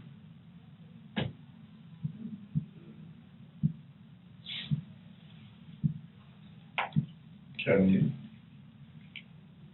the biggest thing is, just tell the truth. I know. Okay, regardless of anything else, just tell the truth. I'm sure you've told other people that. Because the truth will always manifest itself in one way or another, at some time or another. That's correct. Okay, so just make sure there's nothing that we don't need to know now. We're not gonna try and pull all the tricks on you and all that shit. It doesn't do us any good. You know where you're sitting, you know how all this stuff works. So that's a call you're gonna have to make. Okay, we're not gonna try and do Yoda Jedi mind trick bullshit. You know that it'd be foolish for us to, because you're gonna see right through it. You use those same tricks yourself. Well, and you guys are doing it now, so. You know, to some degree, it's hard not to. You know, you get in a habit. Right. After 20-some years of, yeah. But I think that should tell you something about us too, in that obviously you can tell that we're pretty uncomfortable about that, because as cops, we're thinking one thing. As police officers, and a guy that, I don't know how much Al's worked with you, but you know, I met you years ago, don't really remember you, but I know I never had a bad impression. You certainly don't have a bad reputation around here, around this county, around this city. So, you know, here, a guy like me and Al struggling with this right now, because we're looking at one of our own sitting here and going, motherfucker, how do you talk to a guy about this? And I'm sure you saw it coming, but. Well, I mean, yeah, once I realized I knew her, okay, bring it on. I mean, it's gonna happen, so. Okay. But there's a lot of things that have come up already that, I mean, they're flags, brother, they're flags. I know, and I don't know why she would have said something like that. I don't know why she would say that I was the father of her child. I don't get that. That totally dumbfounds me. Well, and maybe you aren't the biological father, but have you talked about trying to help her out or trying to support her or anything? I told her on many occasions that I would always be there for her. That if, you know, she never told me how or when or who she got pregnant with. I don't know anything about that. But she's a friend of mine, and I would help her out in any way that I could, just like I would help anybody in this building out in any way that I could, male, female, or dog. It didn't matter. You know, they are a friend of mine. I keep my friends close. Well, and it sounds like she's pretty infatuated with you. I mean, and look at it. You know, you don't know what she does. You know, she's hanging out at the bar, and she's got a young, strapping lad who's a cop that's befriending her. You know, is it a meal ticket? Is it something where she's just I don't know. Infatuated with you and I wouldn't be the think, father? I don't know. I wouldn't think after 10 years that it would be a meal ticket. We've never gone out on dates. I've never bought her gifts. I mean, and vice versa. She's never done that for me either. I mean, I don't know why she would say something like that. She ever asked you to leave your wife for her? No. Ever even hint about it? No, never. Did she know you were married? Yeah, absolutely. She knew I had a son. I mean, it's clear you guys had a pretty close relationship. we talked a lot. Personal stuff. Ken, you said you had told her you'd help her out. Did you ever tell her that you'd help her financially with the child? I told her if I could, I would. I mean, I knew she was struggling. You know, she's not making a lot at whatever job she was doing. She wasn't making a lot.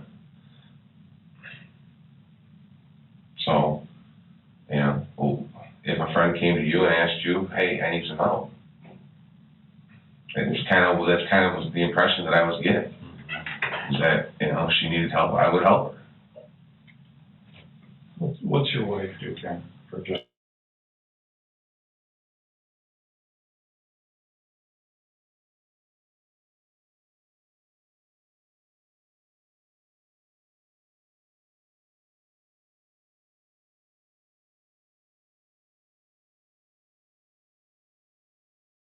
Yeah. Not even close.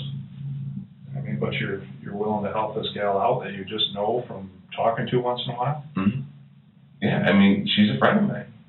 You know?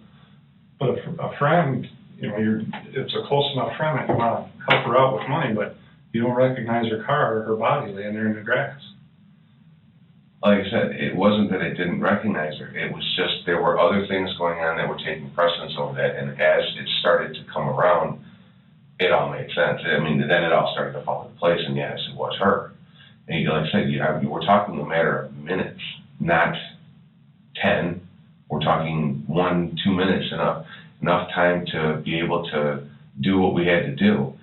And I didn't really look that closely at her. I mean, I looked at her lips. I saw that her lips were blue. I went down to the chest. It was almost robotic in fashion because that's just how I perform my job. Mm-hmm. You know, when I do my job and I do death, it's a very systematic approach. I've done a lot of death.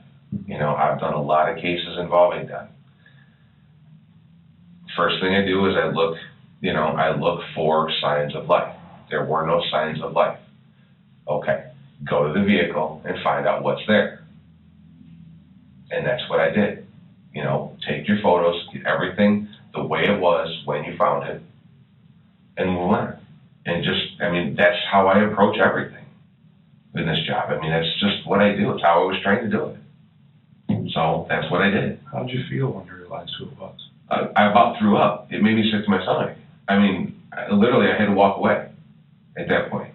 I was just like, oh my God, this is somebody that I know. And it's not somebody that just because I've worked out here for 14 years that I know, it's somebody that I know personally. You know, you walk into your friend's house and you find your friend, you know, laying on the floor dead of a gunshot. I mean, it's one of those, oh my God. I mean. Sure, but I think I would recognize my friend laying on the floor with a gunshot. And again, from the distance that I was at, yeah. I mean, subconsciously, did I recognize it? Probably. I can't say that I didn't. I know the approach that I took and the method that I took in doing what we had to do to get the scene locked out.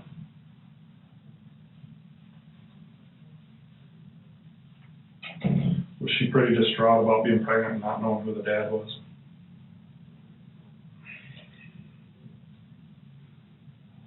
We didn't really talk that much about it, but I think it bothered her.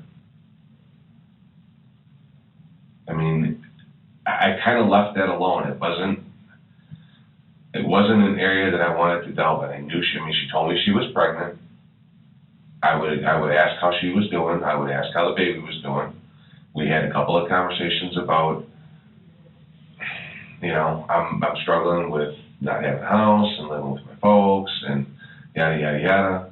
And I said, if you needed help, just ask. Just ask if you need help. So she never told you the guy's name? No.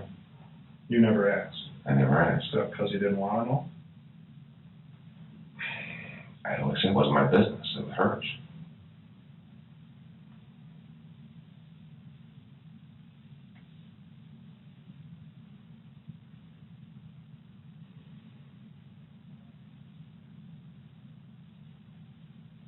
What do you think your wife would say about this relationship you've had with Jenny?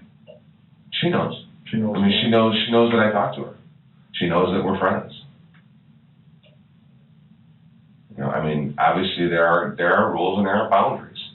She has male friends that she speaks with, and I have female friends that I speak with. It's not like, I mean, it's not a secret to her. She knows. Okay. She knows specifically about Jennifer, or she just knows you got friends? I mean, no, she knows her name. Oh, okay.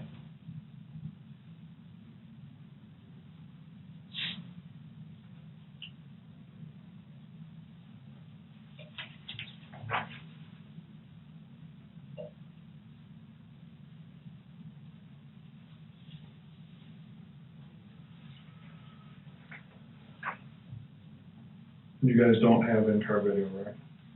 No. None of your cars? No. Who's your cell phone provider? Mine? Yeah. Right. How long have you had that contract?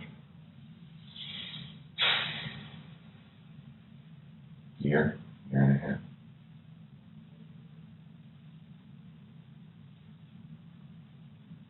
Do you have any other cell phones? There's 2 others on the plan. My wife's and my son's.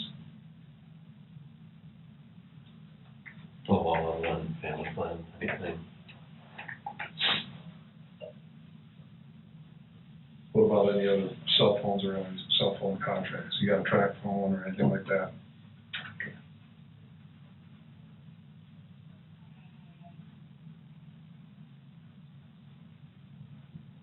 Do you have email accounts, Ken? Yes.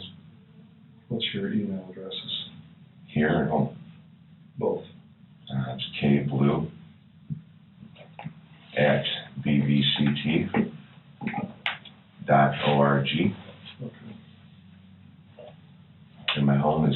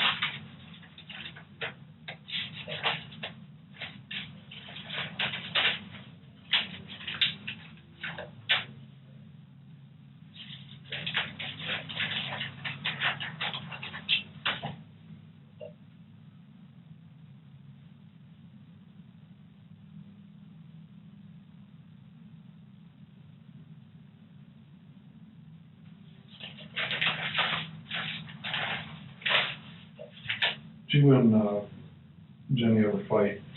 no. Even arguments?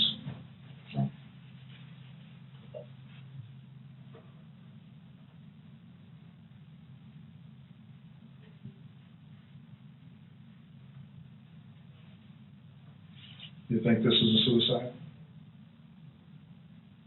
I don't have anything else to think. I mean,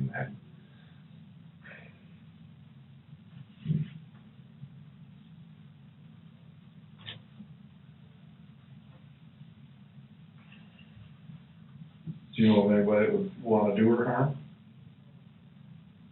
no.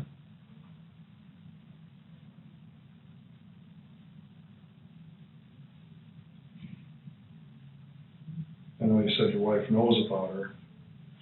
Is she okay with this, or does she have some issues with it?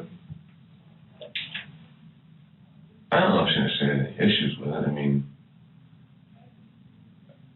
to say that she likes it, I would say is probably a stretch, but because she doesn't know who she is. I mean, she knows her name, she knows that we talk, but have they ever met? No, they haven't. I mean, it's just, I don't know, you're not supposed to do that. Right. You don't bring that, you don't bring a casual friend into your home like that. I mean, then, she's not a neighbor that we frequently hang out with or anything like that.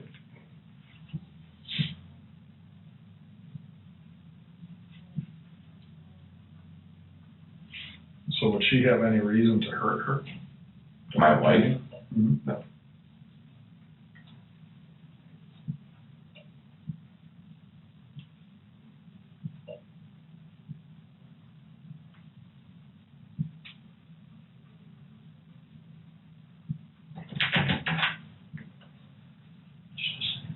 Yeah.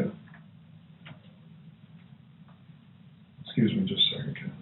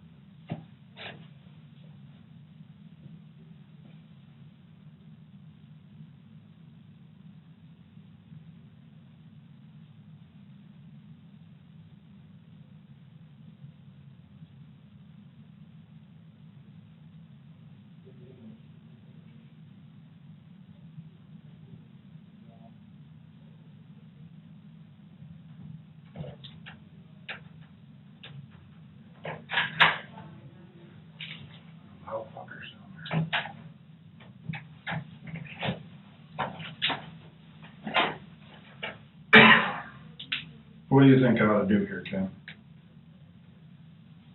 What would you do? Do your job, I mean. It's gotta be investigated. I mean, if there's any way around it. And it's just, you know, painting that picture, I'm sure you would agree, shit is just fucked up, quite frankly. And it doesn't look real good. So I have to, not just, you know, from the criminal investigation side, but I want to make sure that you're square too, if that's the case. As long as you tell me the truth, all this stuff will check out and we'll be fine. And it's covering you too, you know that. Yeah. But again, man, don't put us in a position where something bites us. Right. Right, I'm with you. Because it won't be just us. I mean, it'll be everybody at this department, be everybody in Saginaw area that you work with. Right. It'll be smack them in the face.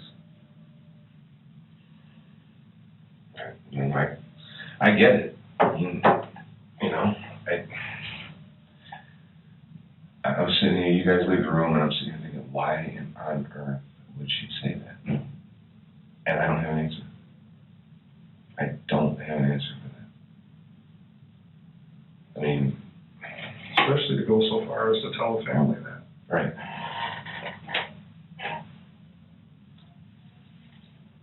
I don't get it.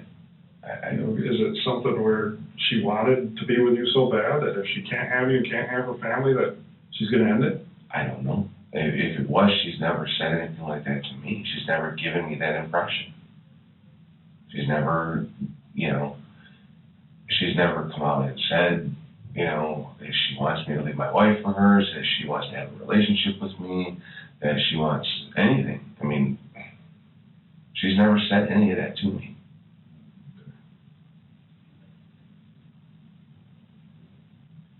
Was she mental? Not that I know of. I mean, it doesn't sound like it. I mean, the way you were talking about her, Right. you know, I mean, she's pretty. she seemed like she had her head screwed on straight. I mean,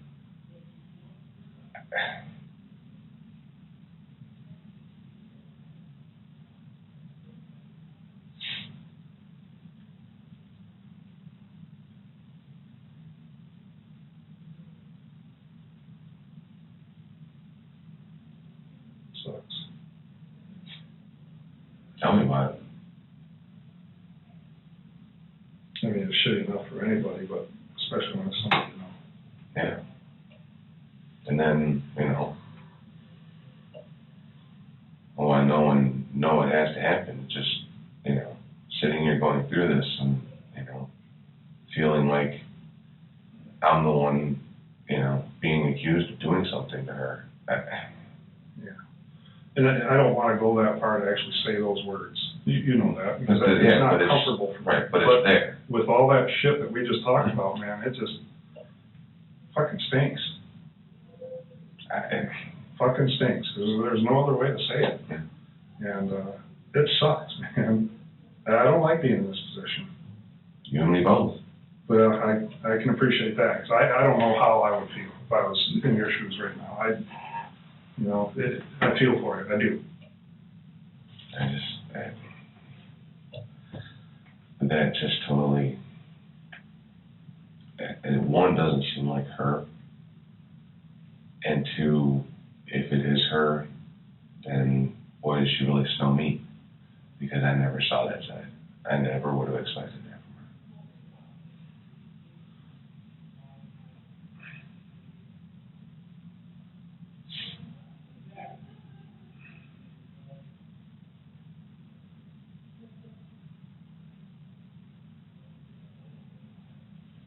her. I just went out to get camera. We're gonna take some pictures of your arm and your eye real quick. I came from home. I don't even have all my shit here, so yeah, go grab that shit. So I didn't have anything. Fortunately, I had a pad of paper, but I knew something was up tonight. I couldn't sleep tonight. And that's unusual for me. I lay there in bed tonight going, what the fuck's going on? I cannot sleep. Right.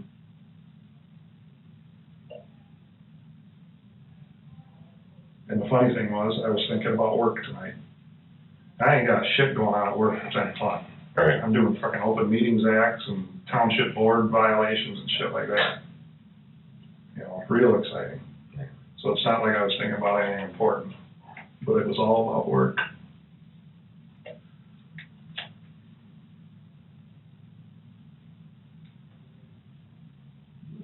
Then I get, if I can only get my girls a couple nights during the week. Of course, tonight was one of them, so I gotta get them up and take them to their mom's house.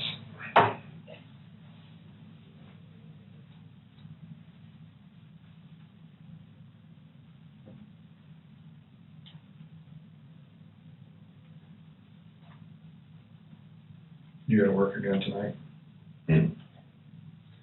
No, my mom actually took the weekend off. I don't come back until Wednesday. Good. Shit, it's holiday weekend, isn't it? Forgot about that. Uncle Rick gives us the day off on Monday.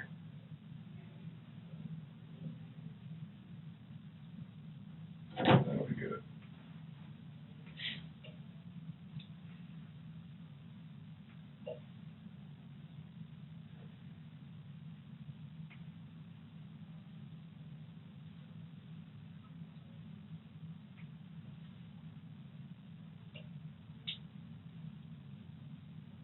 And then they go Walmart to buy a camera.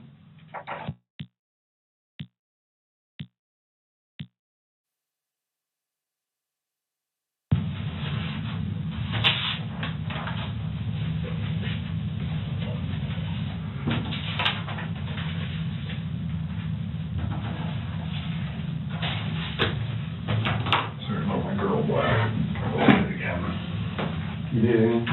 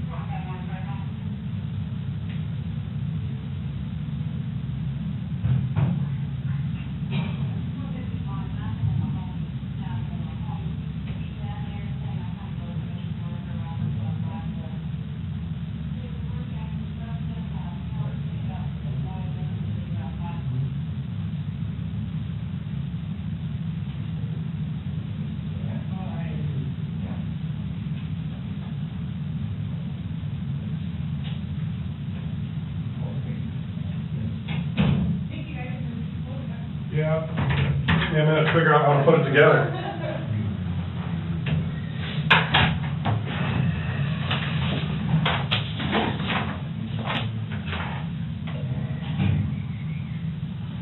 Uh-oh.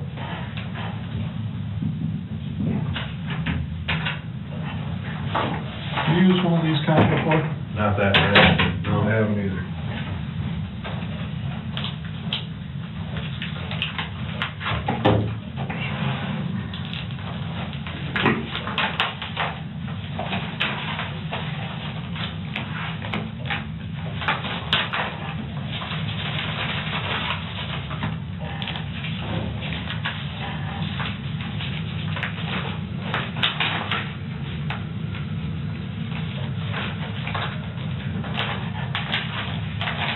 No. There isn't one here.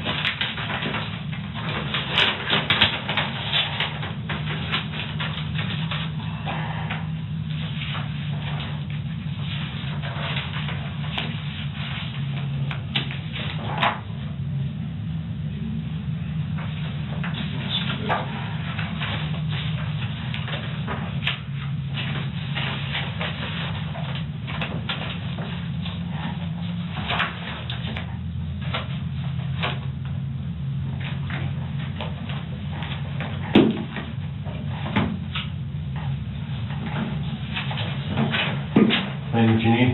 No.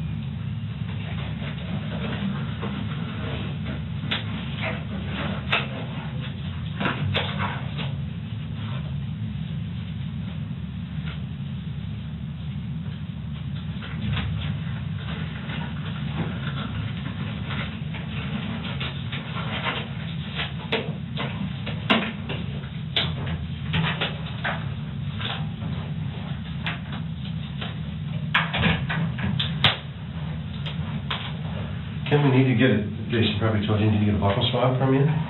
No, but I know what it is. Yeah. Well, you want, that's the best we got, Jason, if you wanna use that. And I need to take some pictures.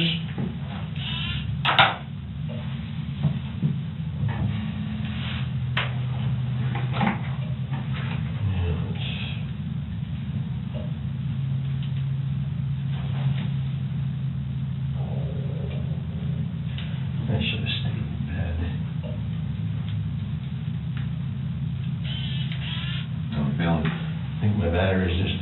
are dying. Well, come on here.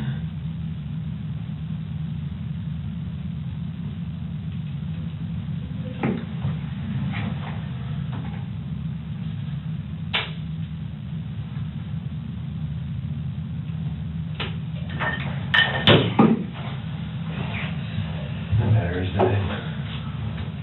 I've got some more if you. Yeah, I got some in my car.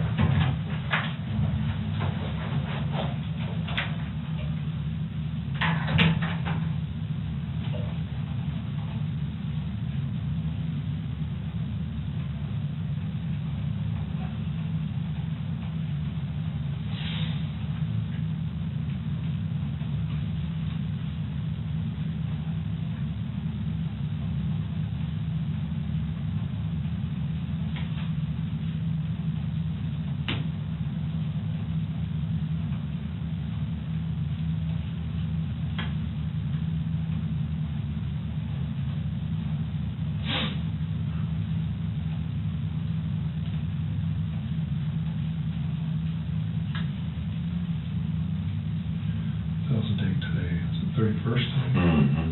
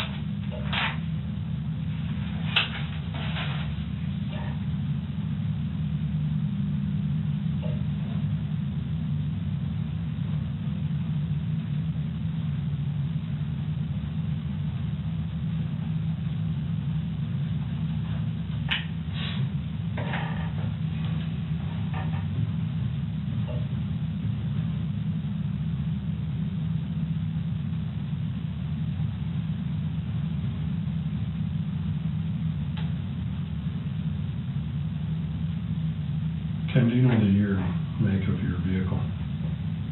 It's an 04 Dodge.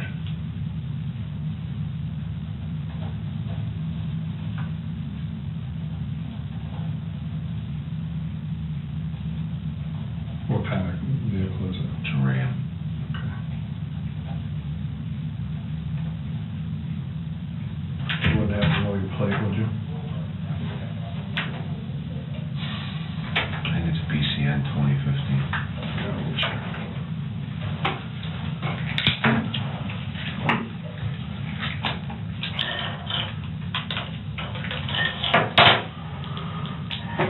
Got it figured out? I'm not promising anything.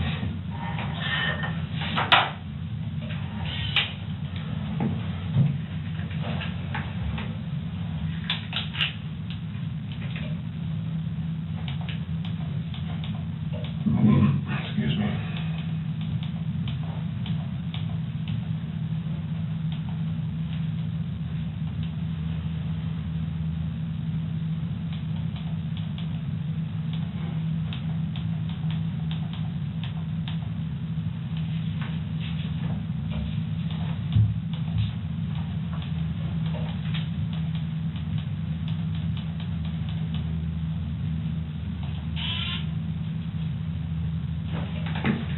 All right, then let's try this again.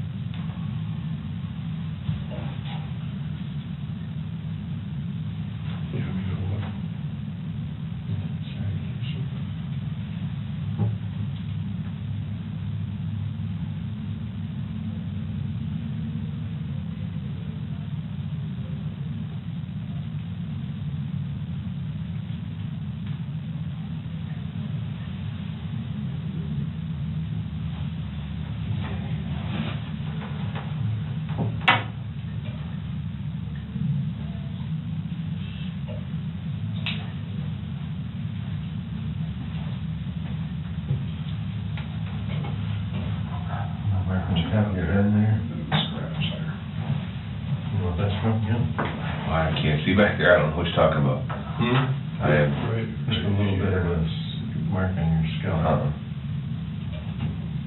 probably a lot of damn mosquitoes that were up there.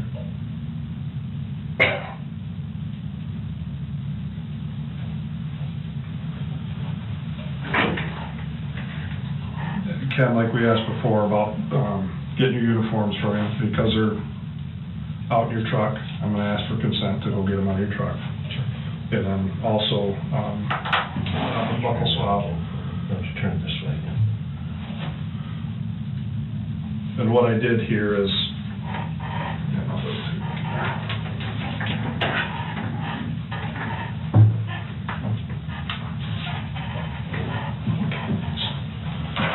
we didn't have the right consent form, so what I did was, this one is for blood. I just crossed out blood withdrawn by a doctor, nurse, medical technician, throw in DNA obtained by Michigan State Police via buckle swab. And then another one is the trucks, straightforward.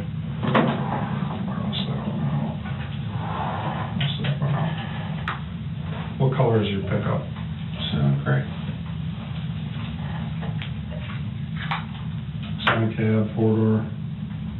It's a four-door extended cab.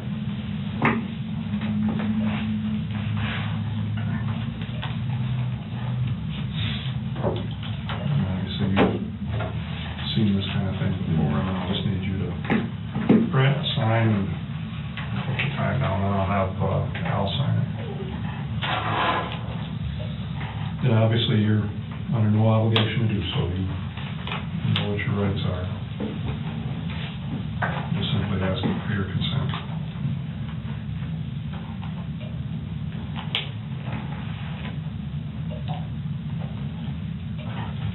Why is it that I'm feeling more and more like a suspect every time? Every minute I pass by here. Well, we've kind of discussed the issues, and we've talked about what we're seeing and what we're thinking, and I think you can understand, we've got to do what we've got to do. We've got to do this investigation.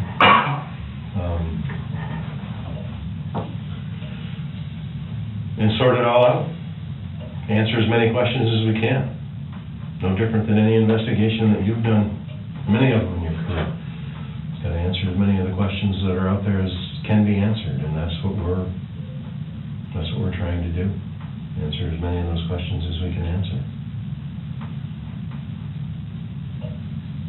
And our hope is at the end that everything is good.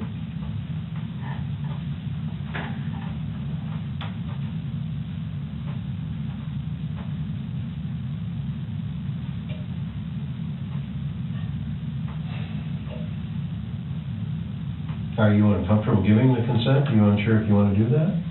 I'm just uncomfortable with the whole thing, I mean. Well, and I understand that, we both understand that. And I can tell you that sitting on this side of the table, for me, it's very uncomfortable for me too.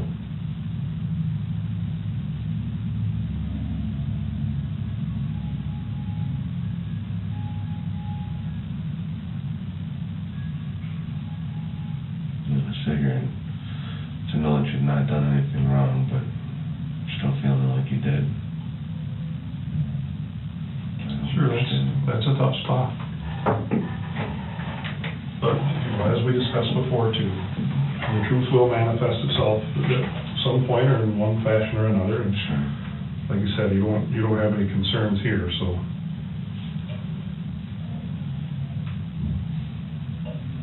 I know. I can tell you one thing though, guys. I did in fact sleep with her. It was a while ago, but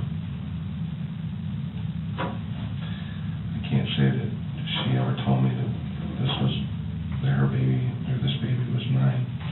How long ago was it? Was the timing right that it could be? I don't know, I don't even remember. I mean, it was... So it's our understanding from what we've been told that she's about 8 months pregnant. Puts us back around the first of the year, January-ish. Guess I never really did the math on it, but yeah, I suppose it could be. I mean, I suppose it could be about that time. So, if this baby is mine, wow. You don't see us jumping up and down, do you? No, but But, you know, as we discussed I before, just- Ken, it's, now it went from bad to worse, guys, I know. well, it didn't go from bad to worse because you're answering a question and getting out ahead of something that we were gonna find out anyway, Mhm. right? I don't know if it is or not, I mean, But if there's a possibility, that's what we wanted to know. That's I mean, I know important that that we- we know it's possible. I know that we used a condom, I know that she said she was on the pill.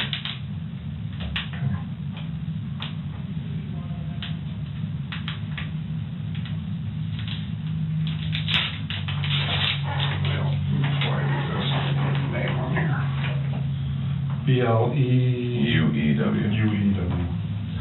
I guess I just didn't come out with it in the beginning because, you know, my wife and. We understand that, Ken, we understand that. I think I told you before, that's a very sensitive situation, and we understand that.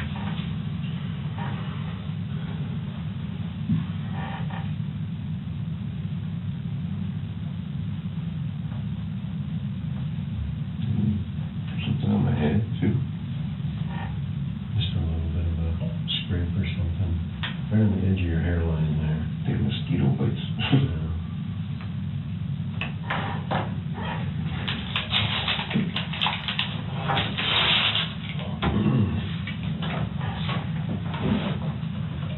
Need something to eat.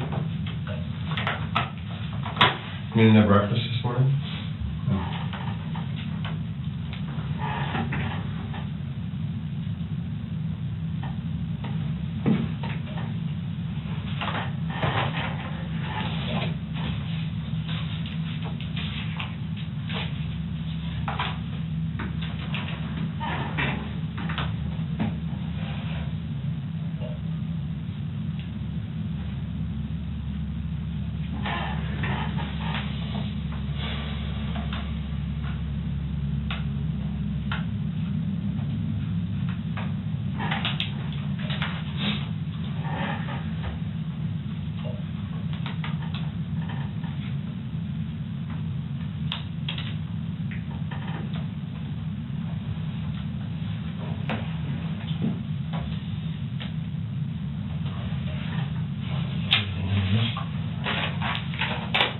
Yeah, I still gotta put, Environment ink pen?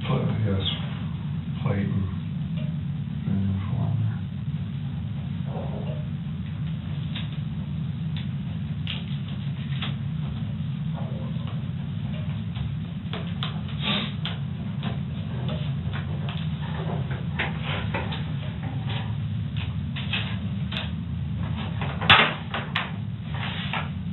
Let's see what there's-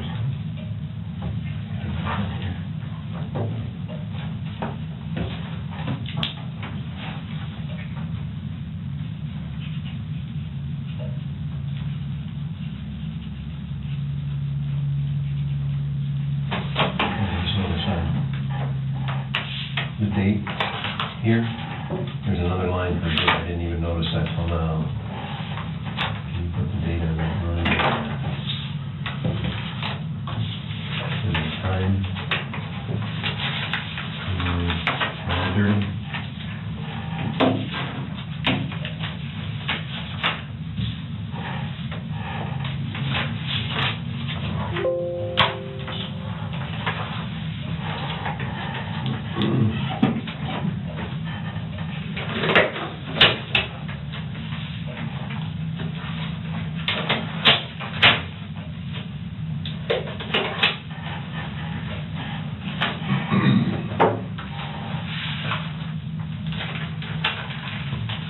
Did she talk to you about the possibility that that was your child?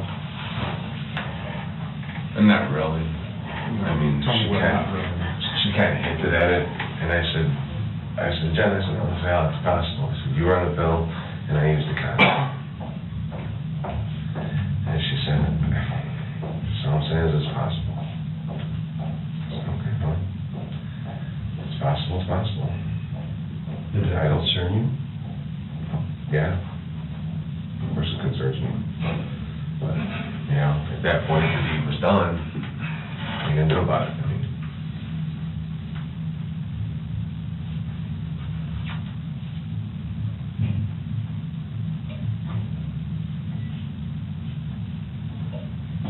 when did you have that conversation with her?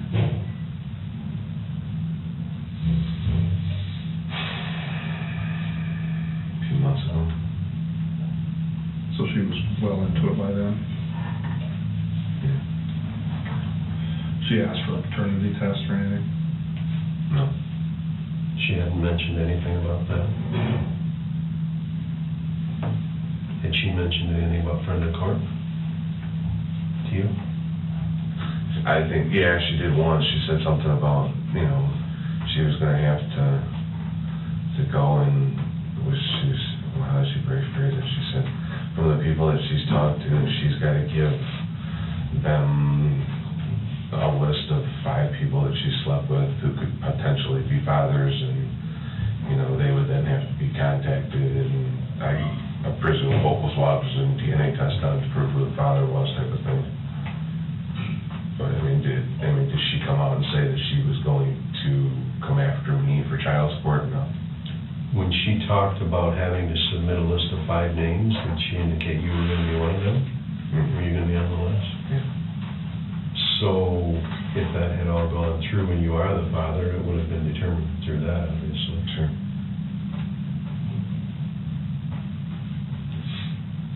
And you said earlier that your wife was aware of your friendship with Jennifer? Mm-hmm. Was she aware of any of this other stuff?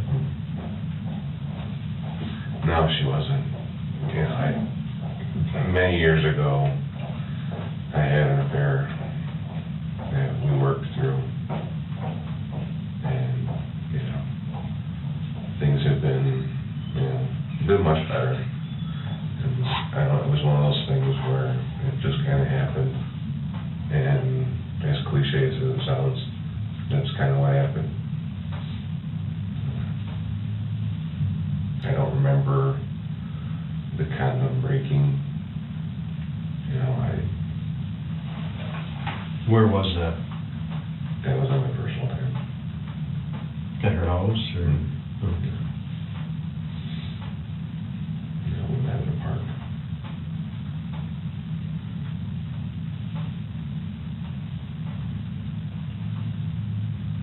Did the condom break? I don't know. I don't think it did. It didn't seem like it did when I removed it, but who knows?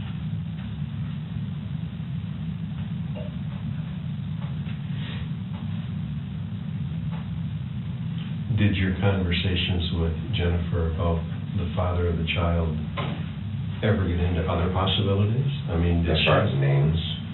But I guess,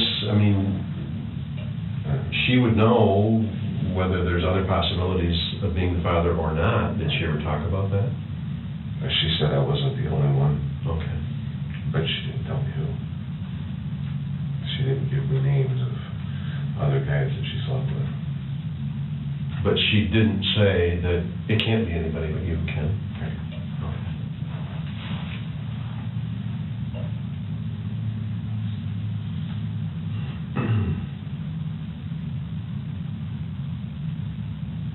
And I apologize for that. I should have said it up front, but...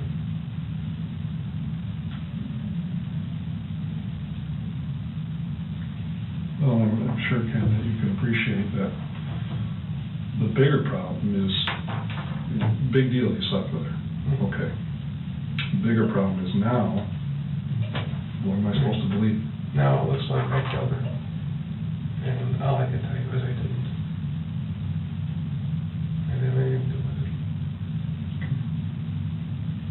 But again, don't let something come up and bite us, like it just did. Because this was an easy part. That part is uncomfortable. I don't want to say easy, because it was uncomfortable, but it's small potatoes.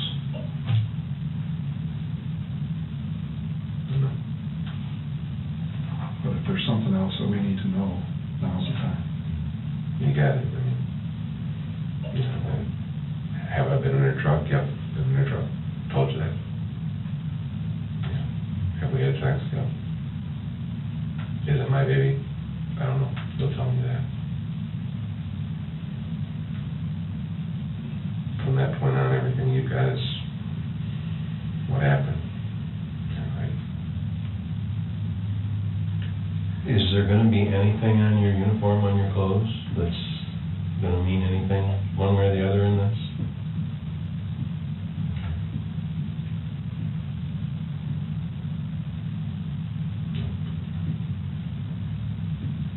Is she gonna have any other unusual injuries that need to be explained? Al, I don't know. I wasn't there.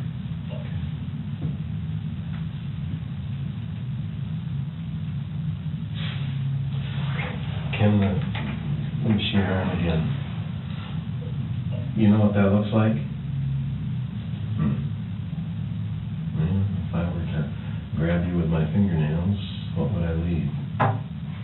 Is there any possibility that her fingernails are gonna have any DNA underneath them? That's all right, I don't know. I mean, I don't know. I wasn't there. Okay, all right.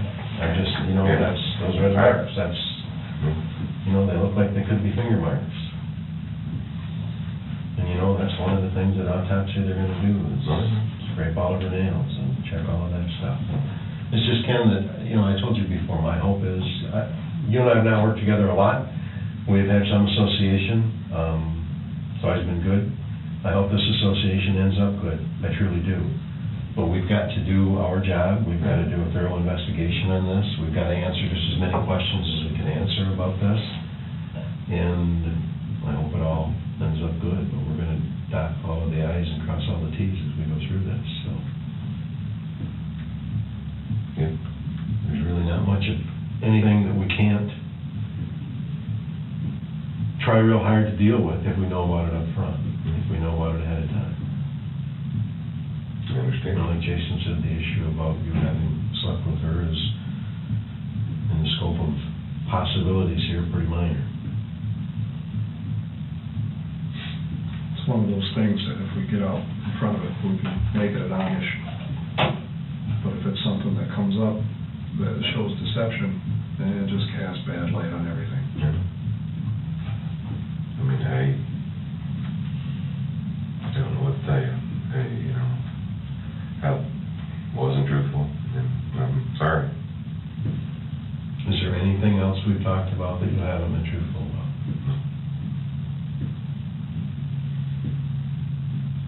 If at some point in this investigation we felt that it was necessary to have you take a polygraph related to some additional issues, would you be willing to do that? What would that show us? Hopefully that I'm telling you the truth.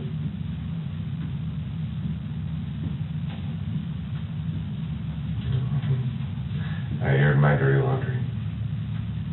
What should I ask you on polygraph, yeah? You ask me whatever you want to ask me.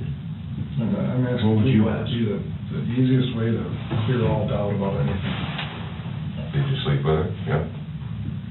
Did you kill her? No. Anything else? Did you meet her tonight down at the end of Outer Drive? No.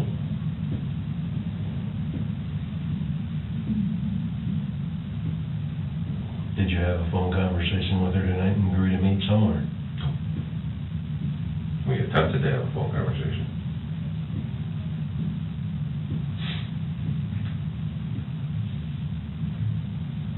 Is it possible you are the father of that child? Well, I slept with her, so yeah, I'd say it's probably possible.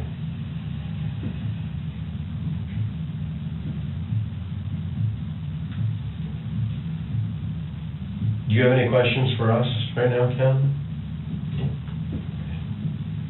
We want to go out right now and take a look at your vehicle. Yeah. Is it locked up? These keys to it here? Can I take them? Can I go with you? Because my gun's in the truck. Oh, okay, yeah.